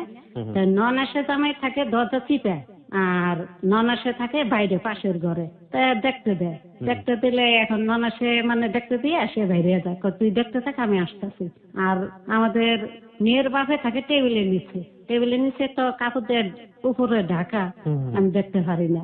তারপরে আমি দেখতে থাকি এরকম ঘুরে, এমন টাইমে দরজা আটকায় দেয়, বাইরে থেকে তালা মেরা দেয়, দুজনকে ঘরে রেখে। তালা মেরা দেওয়ার পরে তো সেই দিনও চিৎকার ফাঁকার, আমাদের মিল হয় না। এরকম করতে করতে 2 দিন চলে যায়, 3 দিনের মাথায় আমাদের মিল হয়। যাক, তখন আর আমি কথা বলি না, কিছু না। মনের ভিতর কেমন একটা ভয় ঢুকে গেছে, হাত পা সব ঠান্ডা হয়ে গেছে, দেখলেই ভয় লাগে। পরে আস্তে আস্তে এরকম করতে করতে যাক, আস্তে আস্তে ভয়টা দূর হয়ে গেছে।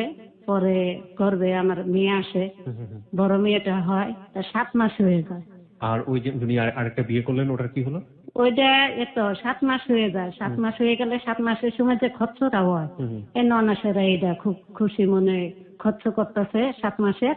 তা অনুষ্ঠান যখন করলো, অনুষ্ঠানের দিন তার বন্ধু আমার এসে বললো, ভাবি ভাই যে বিয়ে করছে আপনারা যে বললাম, আপনি তো হাসে উড়াই দিলেন, কিছুই মনে করলেন না, ওইটা কি করবেন?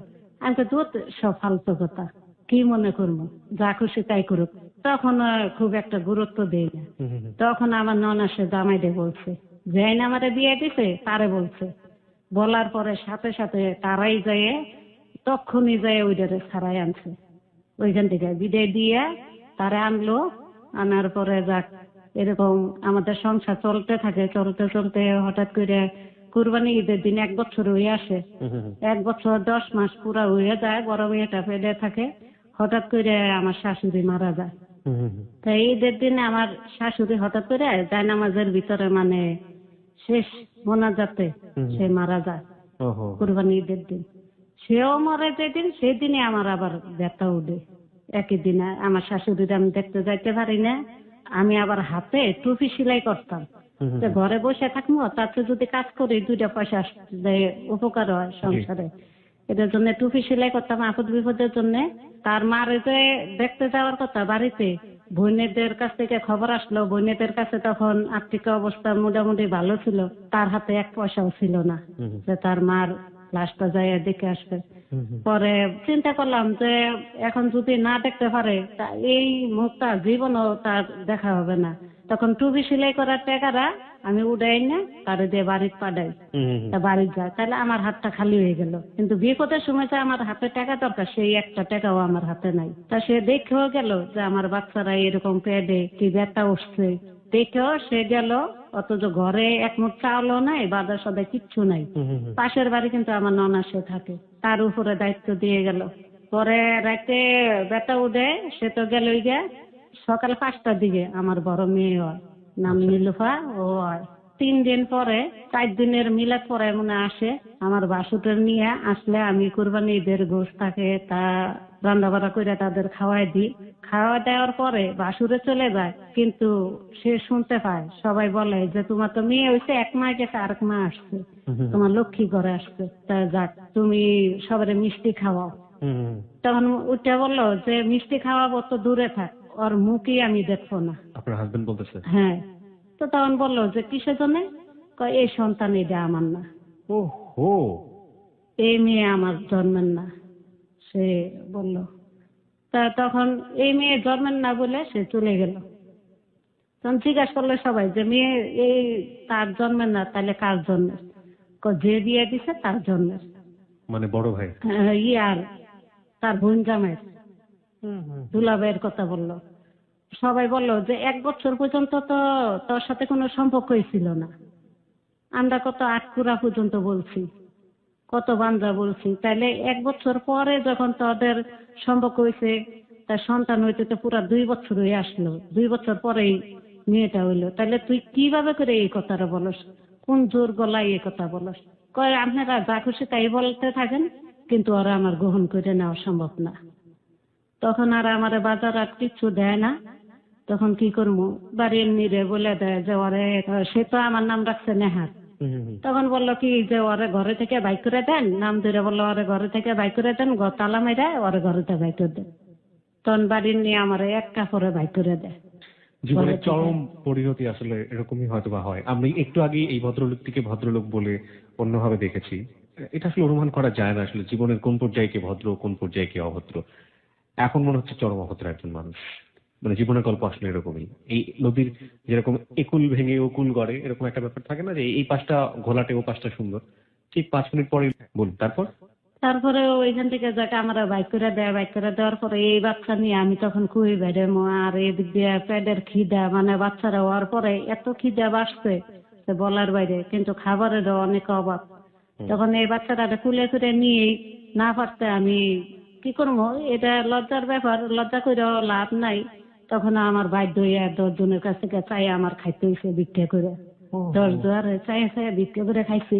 তো বেশিরভাগই মানুষের দূর দূর করছে যে জোয়ান মহিলা ভিক্ষা করে খায়, কাজ করে খাইতে পারো না।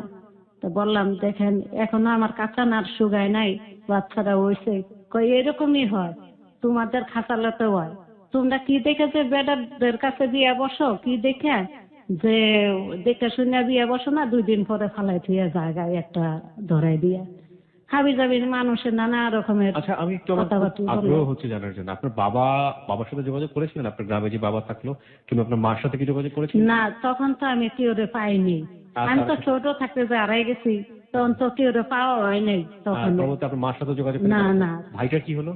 বাইরে তো নিখোঁজ হয়েছে, বললাম জমক ভাই যে হাসমত হয়ে গেল। হ্যাঁ, ও তো হারাই গেল, ওরে তো পাইলাম না। যাই হোক, আপনি এখন ভিক্ষা করে যেভাবে হোক আপনার মেয়েটাকে নিজের বাঁচার জন্য আপনি চলছেন। চলছি। চলার পরে আস্তে আস্তে মেয়ের মনে হয় 6-7 মাস হয়ে আসলো। ওর পরে তখন বাবা বলে ডাকতে পারে, একটু 1-2টা কথা বলে। ওই সময়টা আপনি কই থাকতেন? তখন আমি এই মাদারটেক এলাকা, মানে গোরান এলাকায় থাকতাম। আজও পর্যন্ত সেই এলাকা মানে নাম করা হয়ে গেছে। সবাই বলে যে এই মেয়েটা কত যে কষ্ট করছে বলার বাইরে, আমরা হইলে সহ্য করতে পারতাম না। ওইখানে কি কোন জায়গায় থাকতেন? কোনো ঘরে থাকতেন নাকি? না, ওইখানে ঘরে থেকে তো আমার বাইকেই দেওয়া হয়েছে।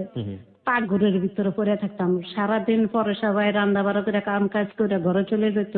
তা পাকঘরটাই তো খালি থাকতো, একটা ড্রাম ছিল। তাই এই ড্রামটার চিপে কোন রকম রাতটা কাটাইতাম, মেঘ বৃষ্টির দিন। আর হ্যাঁ, মেয়েটারে নিয়ে ওইখানে থাকতাম। তাই এরকম থাকতে থাকতে 7 মাস যখন হয়ে আসে, তখন আশেপাশে মানুষেরা তো দেখে, তা মাদব চেয়ারম্যান এরা দেখে সহ্য করতে পারে না। তখন তারা খবর দেয় তো ও কই আছে, ওরে ধরে আনবি। তখন আসলে সবাই ঘেরাও দিয়ে ধরে মারার জন্য। তা ধরলে তখন আমারও খবর দেয়। পরে কি হয়েছে, তুই মেয়েটারে এরকম ছবি করে তুই ফালাই তুই গেলি গিয়া এই অবস্থা।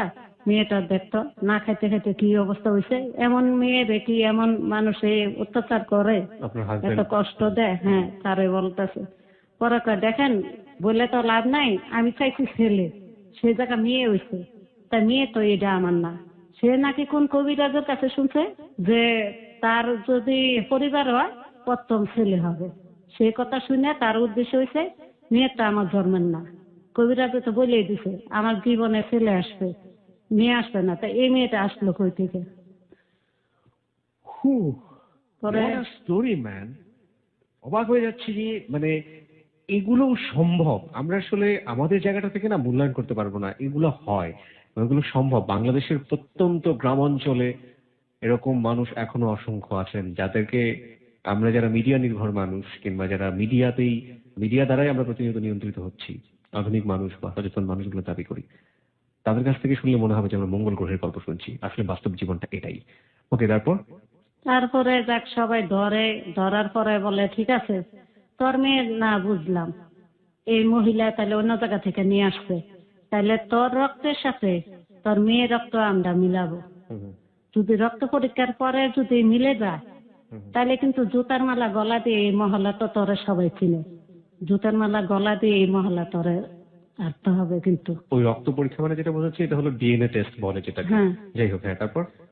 আর যদি দেখা যায় যে না এটা তো রক্তের সাথে বনে নাই, তাহলে মেয়েরে তুই সাথে সাথে আমাদের সামনে তখনই তুই ছেড়ে দিস, কোনো সমস্যা নেই।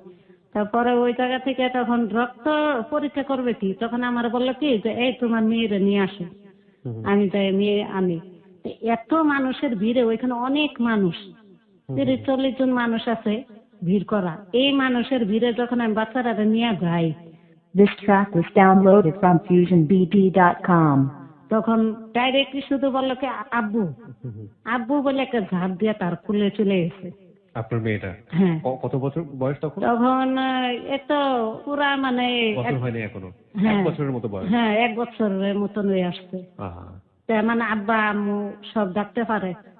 তখন মানে ঝাঁপ দিয়ে কুলে যায়, কুলে গেলে তখন সবাই জাগর দিয়ে উঠে, কিরে দেখতো রক্ত রক্ত রে চিনে, তুই তো অস্বীকার করলি, তো রক্তটা তো পরীক্ষা করবো দূরে থাক, এটা আল্লাহ পাকের নীলা খেলা। রক্ত পরীক্ষা করার আগে দিয়ে ঝাঁপ দিয়ে তোর খুলে আসছে। এত মানুষের ভিতরে আমাদেরকে বাপ বলে ডাকতে পারতো না, স্বীকার করতে পারতো না। তোর তো দেখেও নাই। হ্যাঁ, তুই তো মেয়ের চেহারাও দেখোস নাই, যে মানুষ হয়েছে মানুষের বাচ্চা নাকি এর বাচ্চা, তুই তো তাও দেখোস নাই, কেমন বাপ তুই। পরে কয় ঠিক আছে আমার ভুল হয়ে গেছে, মাফ করে দেন। তখন এরা আবার ঘর ঠিকঠাক করে দেয়, আমারে বলে অনুরোধ করে। আমি বলি না, তার সংসার করা আমার সম্ভব না। আমি ছোটবেলা থেকে কষ্ট করতে করতে এই পর্যন্ত আসছি, এর জীবনে প্রথম ধাক্কা যখন খাইলাম আমার মনে হয় না আর কপাল আমার সুখ শান্তি আছে। কয় না, আমরা দেখি, আমরা তো এই এলাকায় আছি, তুইও তো এই এলাকায় আছস, যা সেটা আমরা দেখবো, তুই থাক। তখন তার কাছে থাকি, থাকার পরে পুরা 3 বছর ভালোই থাকি তার কাছে। 3টা বছর থাকার পরে হঠাৎ করে হে আবার আরেকটা বিয়ে করে। বিয়ে করে, বিয়েটা তার দোষে করে না, করে আমার ননার সে জামাই, সে লাইন করে একটা মেয়ে সুদ্ধা বিয়ে করে আনে, ভাগাই আনে, আরেক স্বামীর তলে থেকে আনে। আমার ননার সে জামাই আরেক স্বামীর তলে থেকে মহিলারা বাচ্চা সুদ্ধা নিয়ে আসে। মহিলাটা দেখতে খুব সুন্দর, মেয়ের নাম শিল্পী। আর ওই যে আমার ননার সে জামাইতে বললাম যে আমাদের বিয়ে দিছে, যার কাহিনী বললাম, তার নাম রফিক। এখন মনে পড়ছে, তার নাম রফিক। সেই আনে ভাগাইয়া। তা আনার পরে তার বউ বলে কি যে ভাই তুই আমার জীবন বাঁচা। কিভাবে? তুই এই মহিলারে বিয়ে কর, বিয়ে করলে তোর আমি কিছু ক্যাশ দিব, তা দিয়ে তুই চলে ফিরে খাইতে পারবি, বাঁচতে পারবি। তা তখন সে রাজি হয় না, তার বোনের কারণে রাজি হওয়া লাগে যে আমার বোনের জীবনটা নষ্ট হয়ে যাবো, যাক গেলে আমার যাক। তখন করার পরে সেও বেশি দিন ঠিক থাকতে পারে না, টিকা থাকে না। তা কতদিন পরে তাদের ভিতর কাজে জোরগা মারামারি করতে করতে একদিন মার খাই একবারে নিজেই চলে যায়। মেয়েটার এতিমখানা দিয়ে নিজে পাকিস্তান চলে যায়। তো এইভাবে করে তো 2 জন কাটিয়ে গেল, আমি তো আছি। পরে 4 বছরের মাথা আমার আবার ছেলে আসে পেটে। ওই যে ছেলে এখানে আসছিল, তারেক নাম, ও আসে। এখানে আমাদের শ্রোতারা বুঝতে পারবেন না, আমরা গল্পের প্রয়োজনে ওনার পরিবারের সমস্ত মেম্বারের সাথে কথা বলেছি। তারেক এখানে এসেছিল, তারেকের সাথে আমরা কথা বলেছি। হ্যাঁ, তারপর পরে আমার ছেলে পেটে আসে, আসার পরে 3 মাস হয়। 3 মাসের মাথায় আমার জিজ্ঞাসা করে যে আচ্ছা তোমার যে গর্ভের সন্তানটা কয় মাস হয়েছে? তো কিসের জন্য জিজ্ঞাসা করে আমি জানি না। সে আবারও চলে যাওয়ার প্রোগ্রাম নিছে। তা তখন আমি বললাম যে 3 মাস। মিথ্যা কথা বলো কেন? আমার গর্বে আমি জানি না, তুমি জানো? তখন কয়েকদিন পরেই আবার বাড়িওয়ালার কাছে তারে বললো কি যে দেখেন আপনার ঘরের ভিতর যত মাল সামান আছে সব রাখা ওরে বাইক করে দিবেন ঘরে থেকে। একই কাহিনী। হ্যাঁ, তো ঘরে থেকে যখন বাইক করে দেয়, বাইক করে দেওয়ার পরে একই অবস্থা। যেমন প্রথম ছিলাম ডালিয়াদের বাসা, ওই বাসা ঘরের সংসারে যাই জিনিস যা করছি সব গেল আমার।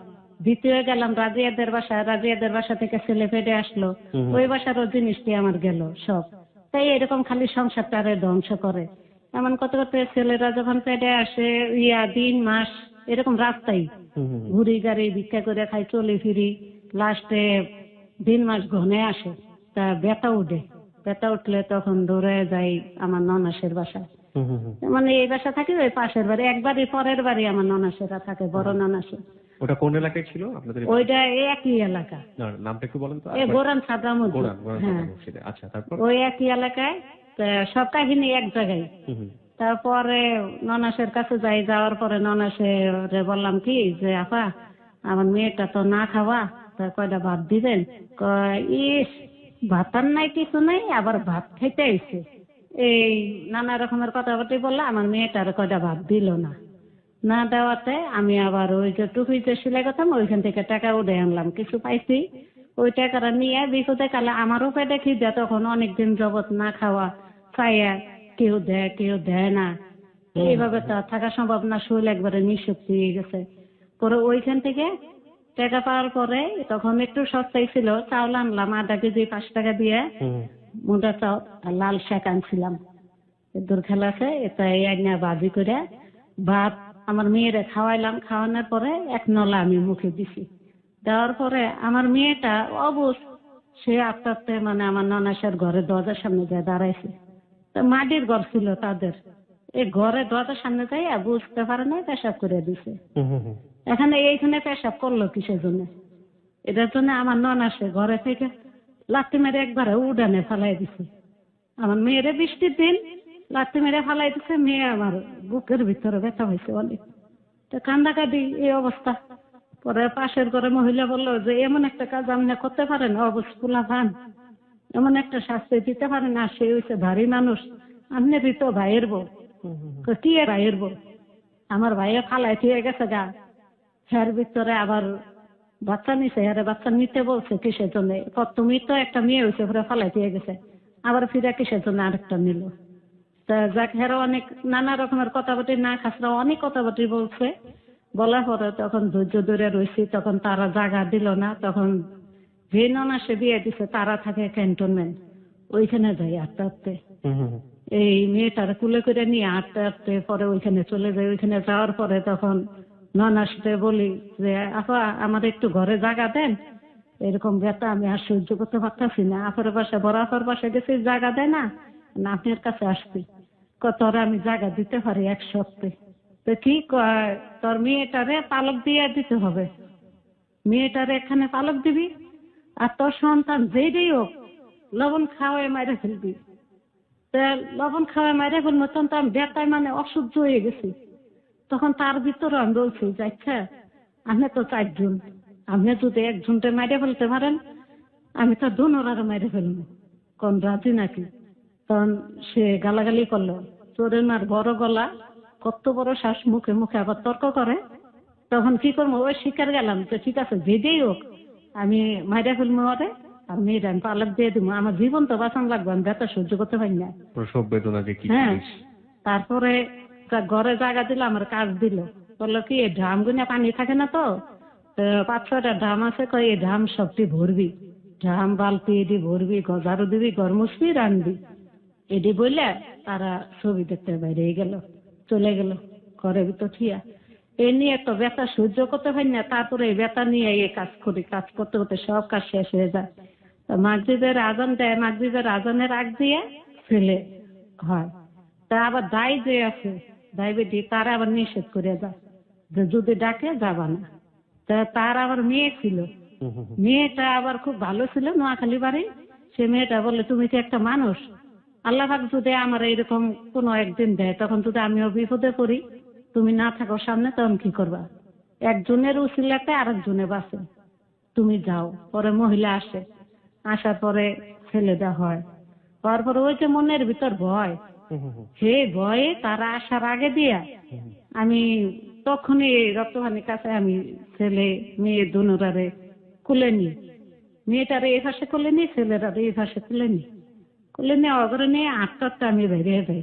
ওই সময় বাইরে যাই, বাইরে যে যাই 8টা আমার কোনো হুঁশ জ্ঞান নাই, কান্তাছি যে আল্লাহ তুমি আমারে এরকম নিদানে ফালাইলাই, এরকম সময় আমার ফালাইতে গেল।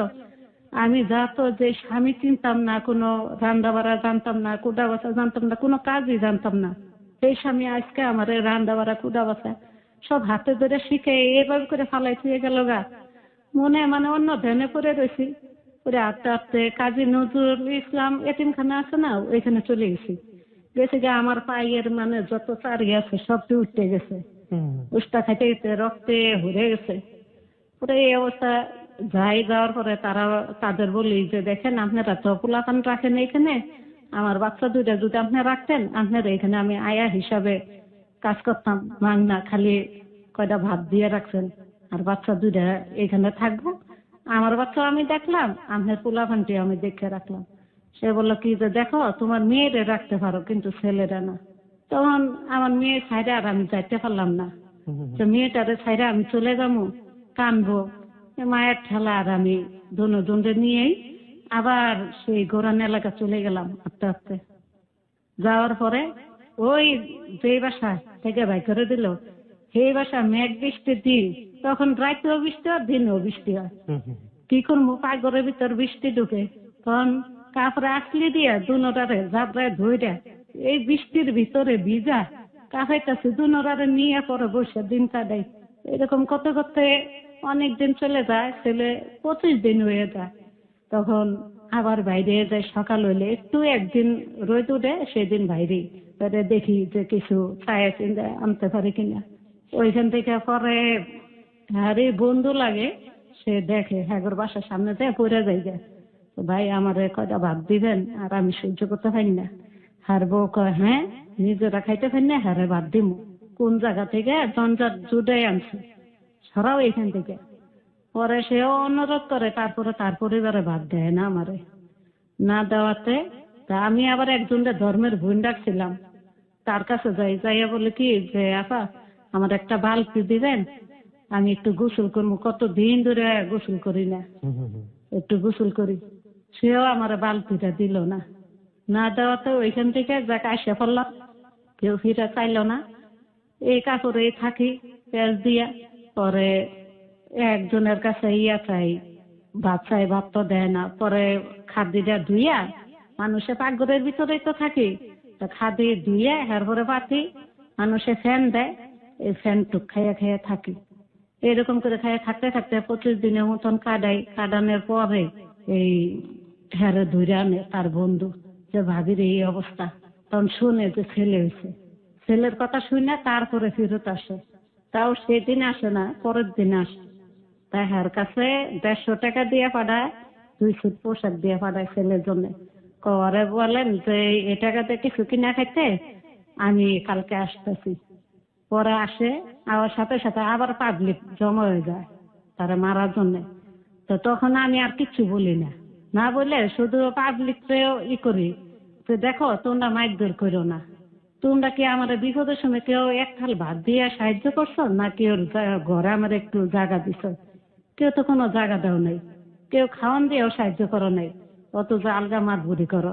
Very important part of this. হ্যাঁ, এটা বলে তখন বাচ্চা দুনোরারে তার সামনে দিয়ে আমি আত্মহত্যা করার জন্য গাড়ির নিচে যাই ঝাঁপ দিতে।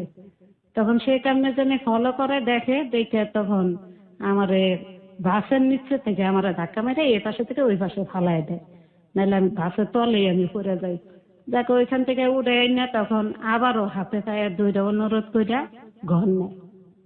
তখন তো কিছুতে রাজি হই না, আবারও মিলাই দেয় হেরা আশেপাশে মানুষেরা, কই এই শেষ দেখো। তখন মিলাই দেওয়ার পরে যাক, তখন ভালোই থাকি। এরকম করে থাকতে থাকতে আমার বড় মেয়েটার ডায়রিয়া হয়, ঢাকা মহাখালী নিয়ে যায় ভর্তি করাইতে। ওইখান থেকে এক বিদেশি আমার মেয়েটারে দেখে, মোটা কাটা গোলগাল চেহারা, তো দৌড়াদৌড়ি করে, হাসে খেলে, দেখে খুব পছন্দ করছে। করার পরে জিজ্ঞেস করলো, তা আমার ইতিহাস শুনলো, কিছু ছোট থাকতে হারিয়ে গেছি। তারা মানে আমার দয়া করে একটা চাকরি দিল, সেই মেডিকেলের। অনেক আগের কাহিনী, মানে 88 বন্যার এই 1 বছর পরের কাহিনী এটা। তখন দিদি সেটা আমার একটা চাকরি দিল, তখনই বেতন ছিল 4000 টাকা। আবার ওইখান থেকে একটু সুবিধা ছিল, চিকিৎসার সুবিধা, ঘরে টুকটাক জিনিস দিত, ওষুধ সবকিছু দিত। চাকরিটা করতেছিলাম, তাই মনে করলাম কি যে এখন খাওয়াই কেউ নাই, তাই এই টাকাটা যদি আমি ব্যাংকে ফালাই দিতে পারি 2টা ছেলে মেয়ের নামে, তো ওরা বড় হইতে মেয়ের বিয়ে দেওয়ার টাকাটাও জমা হয়ে গেল, তাদের ভবিষ্যতেরও একটা টাকাটা জমে গেল। এই উদ্দেশ্যে ঘরে যাই জিনিস করছি, তারপরে টাকাটা ব্যাংকে অ্যাকাউন্ট করছি। তখন আমরা ডালিয়াদের বাসা থাকি। ডালিয়ার মায় আবার খুব পর্দা খুশি, 5 ওয়াক্ত নামাজ পড়ে, আবার গরিবদের মাগনা কোরআন শরীফ আরবি পড়ায়। সে আবার যে কোনো জিনিস তৈরি করলে আমার না দিয়ে খাইতো না, নিজের মেয়ের মতন দেখতো। ডালিয়া মানে আপনাদের বাড়িওয়ালির মেয়ের নাম? হ্যাঁ, তারে তো আর অবিশ্বাস করা সম্ভব না। তা সেই কিন্তু আমার ব্যবস্থা করে দিল। আমি এত কিছু জানতাম না। বললো কি যে আমি যেখানে ব্যাংকে অ্যাকাউন্ট করছি, তো ওইখানে অ্যাকাউন্ট করবি? তো বললাম হ্যাঁ করবো। তো অ্যাকাউন্ট করলাম, এই নীলুফা তারেকের নামে, 2 জনের নামে। ছেলে মেয়ে আর নিব না, এই দুইটাই যথেষ্ট, আল্লাহ পাক যাক ভালোই মিলাই দিছে, বাপও পাইলাম মাও পাইলাম, জন বাপ মা হারাই ফেলছি, এই ডাইকে আমি ভুলে থাকবো। তো থাকি এই জায়গা থেকে প্রায় ছেলের বয়স 2.5 বছর হয়ে আসছে। তখন ডালিয়াদের বাসা থাকি জিনিসটা সব করছি, মুদির একটা দোকান দিছি, পরে ভ্যান গাড়ি কিনে দিছি, কয়টা রিক্সাও কিনছি, মানে ভালোই উঠে গেছি উপরে, মানে হাজবেন্ডকে কিনে দিলেন? হ্যাঁ, মানে কিছু টাকা পয়সা ভালোই আমাদের হয়ে আসছে, পরিবেশটা ভালো হয়ে গেছে। তখন আমার ননাসের যারা মানে বিয়ে দিয়েছে তাদের চেয়ে অবস্থা আমাদের ভালো ছিল, সবার চেয়ে ওই সময়টাতে আপনার হ্যাঁ। চাকরির সুবাদে? হ্যাঁ, তখন মানে আমাদের অবস্থাটা অনেক ভালো ছিল। তো থাকার পরে হঠাৎ করে একটা লোক আসে। আচ্ছা, আমরা এই জায়গাটা থেকে একটা ছোট্ট বিরতি নিতে চাই। আমরা বারবারই বলি যে আসলে দেখুন, আমরা যেখানে শুরু করেছিলাম যে জায়গাটাতে, সেই গল্পটা এখন এত সুন্দর একটা জায়গায় এসে শেষ হয়েছে। জীবনের একটা পর্যায়ে এসে তারা অনেক ভালো আছে, একটা ছেলে একটা মেয়ে, মোটামুটি আমরা বলতে পারি আর্থিক সচ্ছলতা এসছে, সুখের একটা সংসার, এবং এই সময় একটা লোক আসলো এই ফ্যামিলিটাতে। এই ঘটনার আসলে কি হয় সেটা আমরা জানবো সংবাদের। তারা বলুন, আমরা যে জায়গাটায় ছিলাম, যে আপনি বললেন যে হ্যাঁ, হঠাৎ একটা করে লোক একদিন- আসলো। হ্যাঁ, হঠাৎ করে একদিন লোক আসলো, আইসা আমার চেহারাও দেখে নাই, আমি কুদা ব্যথা করি, পিছে থেকে বলতেছে যে দেখ মা, তোর তো জীবনে অনেক কষ্ট, তুই তো সুখের মুখ মাত্র দেখা শুরু করলি, কিন্তু তোর কপালে সুখ নাই, সামনের দিকে তোর বিশাল বড় একটা ফাড়া আসতেছে, তোর আপন মানুষই এই সর্বনাশটা করতেছে। তা তখন আমি বললাম, না, আপন মানুষ তো এমন কেউ নাই যে আমার সর্বনাশ করতে পারে। তখন 2 দিন পরে তার আমি বিশ্বাস করলাম না। সে আমার পিছে থেকে বললো যে তোর মারও তুই খুঁজে পাবি, কিন্তু এর ভিতরে দেখি তোর সমস্যাটা শুরু হয়ে গেছে। তখন লোকটা তো চলে গেল, তাই ওই বাসায় থাকি, ডালিয়াদের বাসায় থাকি। থাকার পরে তার যে ছেলে মেয়েরা লেখাপড়া করতো, স্কুলের যে হেডমাস্টার সেটাই ছিল আমার চাচাতো ভাই। তা সে ডেলি আসতো, এসে দেখতো কি আমি কান্দাকাটি করি ঘরে। তখন একদিন বাড়ির মেয়ে প্রশ্ন করলো যে এই মহিলা কান্দে কিসের জন্য। যেদিনে আসে সেদিনে দেখি কান্দাকাটি করে, ব্যাপার কি? তখন ছোট থাকতে বাপ মা হারাই ফেলছে, সবার বাপ মা আসে দেখা করতে, আর বাপ মা আসে না, আজকে যদি আসতো বাপ মার আদর পাইতো, কত কিছু আনতো, খুশি থাকতো, এই আশা কান্দে। তখন নাম জিজ্ঞেস করলো, তাই আমি নাম বললাম, দেশে ঠিকানা জিজ্ঞেস করলো, বলতে পারি নাই, বাপ মার নামও আমি বলতে পারি নাই, তখন জানি না, শুধু ভাই বোনের নাম জানি, তাদের নামই আমি বলছি। বলার পরে তখন ছেলেরা বাড়ি গেল দৌড়ে, যে ঠিক আছে আমি বাড়ি যাই, দেখি এরকম তো আমার চাচাতো বোন আছে, তারও 2 ছেলে মেয়ে হারানো গেছে ঢাকা শহরে এসে। পরে বাড়ি যায় খোঁজ খবর নেওয়ার পরে ঠিকই খবর পায়, বেরিয়ে যায় ওই জায়গা থেকে। তখন আমার ভাই আসে, ভাই আসলে ভাইয়ের আমি চিনি না, নানায় আসে, তারও চিনি না। তাই আস্তে আস্তে আত্মীয় স্বজন অনেকজনই আসে, একজন করে আসে দেশা থেকে, কেউ রে চিনি না। তখন কয় ঠিক আছে, আমার ভাইয়েরা আবার দিয়ে পাঠাইলো, তুমি যাই এবার নিয়ে আসো, যত খরচ লাগে মা দিল, পরে আমার নিয়ে গেল। তখন আমি যাইতে চাই না, নিয়ে আবার বেঁচে ফেলা, কে না কে চিনি না জানি না। তারপরও গেলাম, যে দেখি যদি খুঁজে পাইলামই, আশায় গেলাম। যাওয়ার পরে ঠিকই দেখি বিয়ে বাড়িতেও এমন মানুষ হয় না, এত মানুষের ভিড় আমার দেখার জন্য। পরে গেলাম অনেক দূরে থেকে, মানে আমার নানি চাচাতো বোন সবাই আসে, সবাই পরিচয় দেয়, আমারা দেখেছি না, আমি চিনি না। তো ছোটবেলা চেহারা একই রকম রয়ে গেছে, পরিবর্তন হয় নাই। তা দেখে চিনতে পারে, কিন্তু আমি চিনি না। তা দূরে থেকে দেখতে পাই যে আমার মায়ের দাঁড়ানো, তখন ওই মারে দেখি আমি এক চিৎকার দিই, চিৎকার দিয়ে মারে জড়াই ধরি যে এতকাল তুমি কইছিলা। তখন মায়েও কান্দাকাটি করার পরে মায়ে ওইখানে আমারে 10-12 দিন রাখে, চাউল হাবি যাবে অনেক কিছু দিয়ে দেয় আমারে। তো তখন ঢাকায় আসি, পরে দেখা করে ওর বাপের সাথে। আপনার মায়ের ওখানে গিয়ে কি পাইলেন? আপনার বড় ভাইকে পেয়েছেন? হ্যাঁ, তখন বড় ভাই ছিল, বাবাও ছিল। তা বাবা মার সাথে ছিল না, মায় যে মানে ওই হারায় যে ধুয়ে গেছে, তখন দেশের মানুষে মানে তারা অপবাদ দিছে যে তোর বউ ঢাকায় নিয়ে টাকার অভাবে দুজনে বিক্রি হয়েছে। এটা বলাতে বাবা আমার মারে ভুল বুঝা সাইডে চলে গেছে, সাইডে আরেকটা বিয়ে করছে, তাদের সংসার ছিন্ন ভিন্ন হয়ে গেছে। তা আমার একটা ছোট বোন থেকে বাবা চলে গেছিল, তা মায় অনেক কষ্টে সংসারটা টানিয়ে নিছে। তা ওইখান থেকে যাক পরে আমি গেলাম, খাওয়া দাওয়া বন্ধ করে আমাকে নাম বাবার একটু দেখতে চাই। গেলাম, বাবা পরে ঘরে বসতে দিল, ঘরে বসি নেই, ঘরে তোর মা আছে। আমি বলছি আমার মা জীবিত থাকতে আমি আরেকজন কিসের জন্য মা দেখবো, আমি যে পালছে তারই মা ডাকি নাই, আর সৎ মার আমি মা ডাকো কোনো দিনও না। তুমি কিসের জন্য আসলে সেটা বলো। তখন আমারে বললো, বলার পরে আমি বাবারে বুঝাইলাম যে না বাবা ভুল, এই কাহিনী, এই ব্যাপার, আমি কোনোদিন তোমার কাছে মিথ্যা কথা বলবো না। তখন বাবা আমার মুখের কথা বিশ্বাস করে আমার সাথে আসতে চাইলো। তো ঠিক আছে তুই বাড়ির যা, আমি তোর সাথে ঢাকা চলে যাব, থাকবো না এইখানে। তখন মানে আমি এখানে চলে আসি, তাই বাবা আমার সাথে চলে আসবে দেখে আমার সৎ মা না কে যে এই কাজটা করছে আমি নিজেও জানি না। বাবা সবকিছু রেডি করছে, কিন্তু ভালো মানুষ হঠাৎ করে কে যেন ভান মারছে, নাক মুখ দিয়ে রক্ত উঠে পরে মারা গেছে। তা মারা যাওয়ার পরে আমার ফুবু আবার একটু কবিরাজি জানে, সে পরে দেখলো বালিশের ভিতরে তাবিজ আর 22টা না 23টা সুই পাইছে, বসি পাওয়া গেছে, আর যে পর্যন্ত হাঁটা চলা করে ওই পর্যন্ত তাবিজ গাড়া। আমরা এই পার্টে একটু আপনাদের সবাইকে আবার বলতে চাই, দেখুন যে গল্পটা আমরা প্রচার করছি এখানে, সেখান থেকে আমরা কনসিয়াসলি একবারে সচেতন ভাবি উনি যেটা বললেন সেটাতে আমরা বিশ্বাস করি না। কিন্তু এখানে একটা ব্যাপার আছে, এটা একটা সোশ্যাল প্রেক্ষাপট আছে, সামাজিকতার প্রেক্ষাপট আছে। সামাজিকতার প্রেক্ষাপটটা হচ্ছে এরকম, আমরা জানি জাদুটোনার একটা ব্যাপার গ্রামীণ সামাজিকতায় রয়েছে। আমরা এটাও জানি যে এই ব্যাপারগুলোতে অনেকেই বিশ্বাস করেন, কিন্তু এগুলোর কোনো বৈজ্ঞানিক ভিত্তি নাই। আমরা এই পাঠটুকু প্রচার করছি এই শর্তে যে এটা একটা গল্প, এটা একটা জীবনের গল্প, জীবনে এরকমের ঘটনা ঘটেছে। যিনি আমাদের এখানে গেস্ট এসছেন তার বিশ্বাসের জায়গাটা এরকম, সেই বিশ্বাসের জায়গাটাতে আমরা রেসপেক্ট রেখে শ্রদ্ধা রেখে আমরা এটুকু প্রচার করছি। কিন্তু একই সাথে আমরা এটাও আপনাদেরকে মনে করে দিচ্ছি এটার কোনো বৈজ্ঞানিক ভিত্তি নেই। হ্যালোইট 920 যে স্বকীয় সত্তা, সেই স্বকীয় সত্তা থেকে হ্যালোইট 920 এই পাঠটুকুতে বিশ্বাস করে না। কিন্তু জীবনের গল্পে যেহেতু এই জিনিসগুলো ঘটে, সুতরাং আমরা এটা প্রচার করছি ওই রেসপেক্টের জায়গাটা থেকে। ওকে, তারপরে ওইখান থেকে বাবারে নিয়ে আর আমি ফিরতে পারি না ঢাকা, আমার একাই আসা লাগে।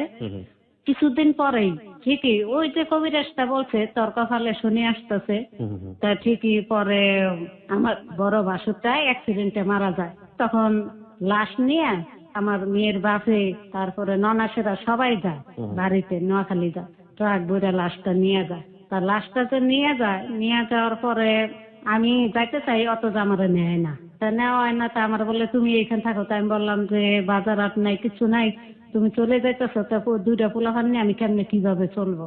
আমি চলে আসতেছি, আমি 4 দিনের ভিতর চলে আসবো। তা 4 দিনের কথা বলে সে যায়, সবাই চলে আসে, তাদের কাছে যাই জিজ্ঞাসা করি ব্যাপার কি, সে আসে না কেন। আমাদের পোলাপানের পরীক্ষা, যার জন্য আমি চলে আসছি। পরে বলছি 4 দিনে মিলাদ পরে চলে আসছে, তা হয়তো দেশের বাড়ি ঘুরতেছে, কয়দিন পরে চলে আসবে।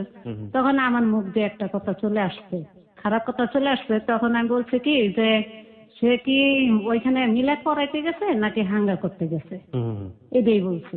তা বলার পরে তারা আমারে ধরে মারলো, কত বড় সাহস এই ধরনের কথা বলস। তখন আমার ননাসে 2 ননাসে মিলে জুতা দিয়ে পিটাইলো। মারধর পরে কয়দিন পরে এই যে না আসেই না, কিছুতেই আসে না। তা বাড়িওয়ালার কিন্তু এই দিক দিয়ে ঘর ভাড়া বাইরে যেতেছে, পুরা 2 মাসের ঘর ভাড়া বাইরে গেছে। হ্যাঁ আমার ভাই করে দিল, ভাই করে দিয়ে গতালা মারলো। জিনিস গুনে বললাম কি যে দেখেন আপনাদের একটা ঘরে থুয়ে দেন, নাইলে কারে উঠে থুয়ে দেন মাচাঙ্গের উপরে, তাও আমার জিনিস ক্ষতি করেন না, আমার কষ্টের জিনিস। আর অ্যাকাউন্টের বইটা আপনার কাছে থাকুক, আমি প্রত্যেক মাসে এসে আমি টাকা দিয়ে যাবো। মাসে মাসে টাকা দেওয়া লাগতো। তা তখন আমি রোডের রাজ্যকালী কাজ নিই, রাস্তা থেকে মানে রাস্তার যে রোড ঢালাই করে, এই ঢালাইয়ের কাজ করি, মানে ইট বালু টাই নাই, এই মাথা থেকে আরেক মাথা নিয়ে সব ফালান লাগে পাতি করে।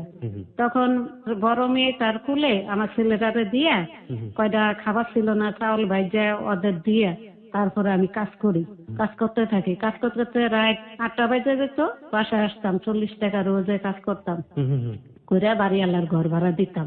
ঘর ভাড়া ক্লিয়ারও করছি, ব্যাংকের টাকাও দিছি আমি।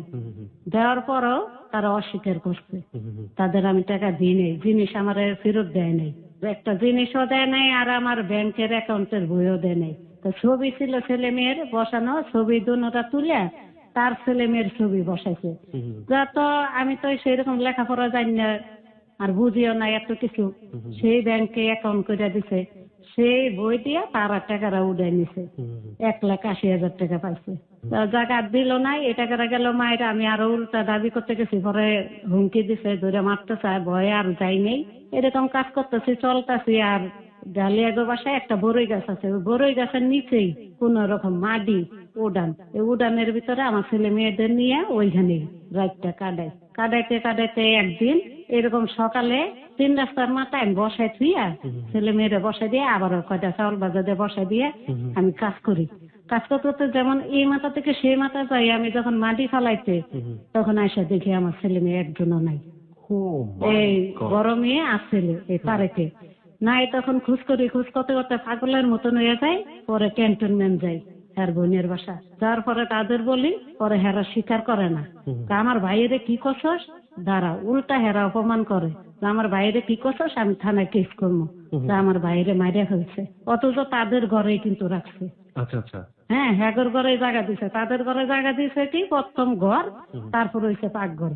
পাকঘরে কত জায়গা ছিল, একটা চৌকি বিছানো ছিল, 3 জন থাকতে পারে। সে ঘরের ভিতর তার ভাইয়ের পোশাক পাতি সব লুকাই রেখে, তার যে ভাই মারা গেছে বড় ভাই, তার কিভাবে যেন কারেকশন হয়ে গেছে আবার ছোট ভাইয়ের সাথে। আর তাদেরও ইচ্ছা যে আমি হচ্ছে এতিম, আমার প্রতিবাদ করা কেউ নাই, যার জন্য তাদের ইচ্ছা তাদের দেশের মেয়ে, তার ভাইয়ের বউ আর তার 4টা সন্তান আছে, তো এটি কই যাইব, তাই হ্যারে হে গ্রহণ করে রাখো। মানে আপনার হাজবেন্ডের সাথে বিয়ে দিয়ে দেন? হ্যাঁ, বিয়ে দেওয়ার আগে দিয়ে তারা পাকঘরের ভিতর তাদের দুজনের জায়গা দিছে। পাকঘরটার ভিতরে বিয়ে দেওয়ার আগে দিয়ে জায়গা দিছে। জায়গা দেওয়ার পরে তো আমরা হুমকি দিলে ভয় দেখায় আমার ভাই ক্যান্টনমেন্ট। আপনাদের ইয়ে ছিল, মানে আপনাদের নিজের জায়গা ছিল নাকি? না না, ওইটা আমার ননা সেরা থাকতো ওই এলাকায়, এখনো আছে ওটা তাদের ক্যান্টনমেন্ট নিজের এলাকা। জায়গা বা নিজের জমিটুকু নিজের না, তাহলে ভাড়াটা কচুক্ষেত ক্যান্টনমেন্ট। আচ্ছা। ওই জায়গা থেকে এরকম আমরা বিদায় করে দেয় বারবার। পরে লাস্টে তার ছেলে ছিল 3 জন, 2 জন মোটামুটি বুঝে। তা বড় ছেলেটা একটু অন্য টাইপের ছিল, ছোট থাকলেও অনেক অপমান করতো আমারে। মাজারটা খুব ভালো ছিল, ওর নাম মোস্তফা। আর মাসুদে একটু অন্য টাইপের, মানে খুব কড়া কড়া কথা বলতো।